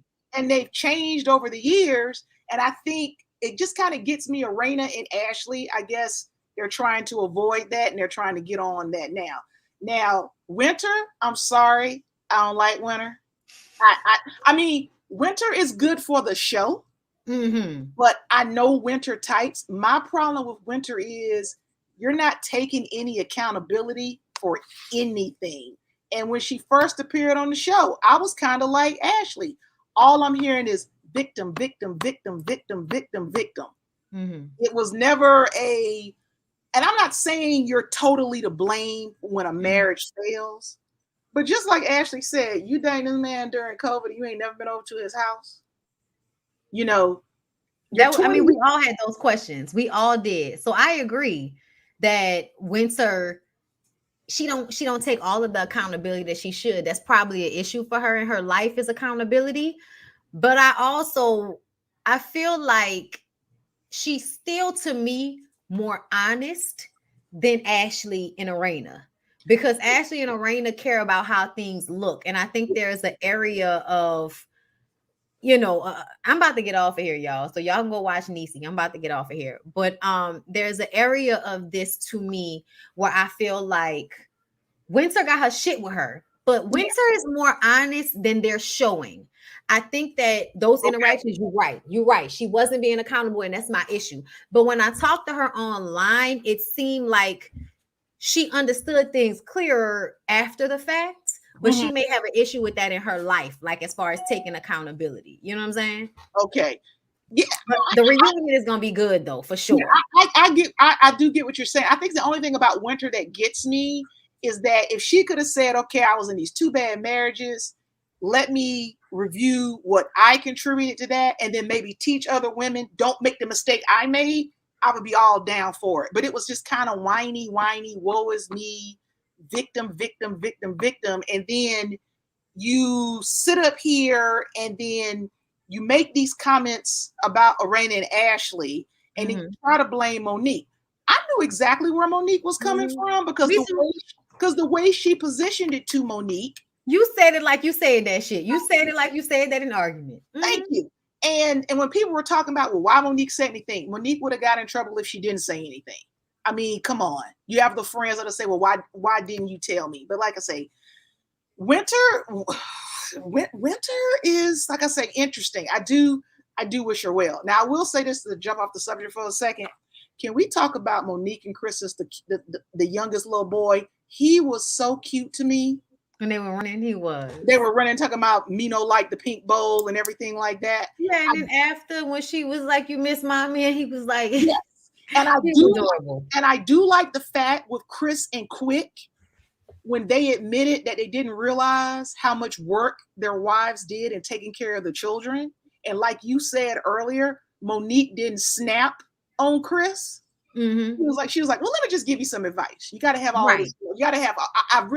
I really like that, where you can. To me, I can see where Monique has grown.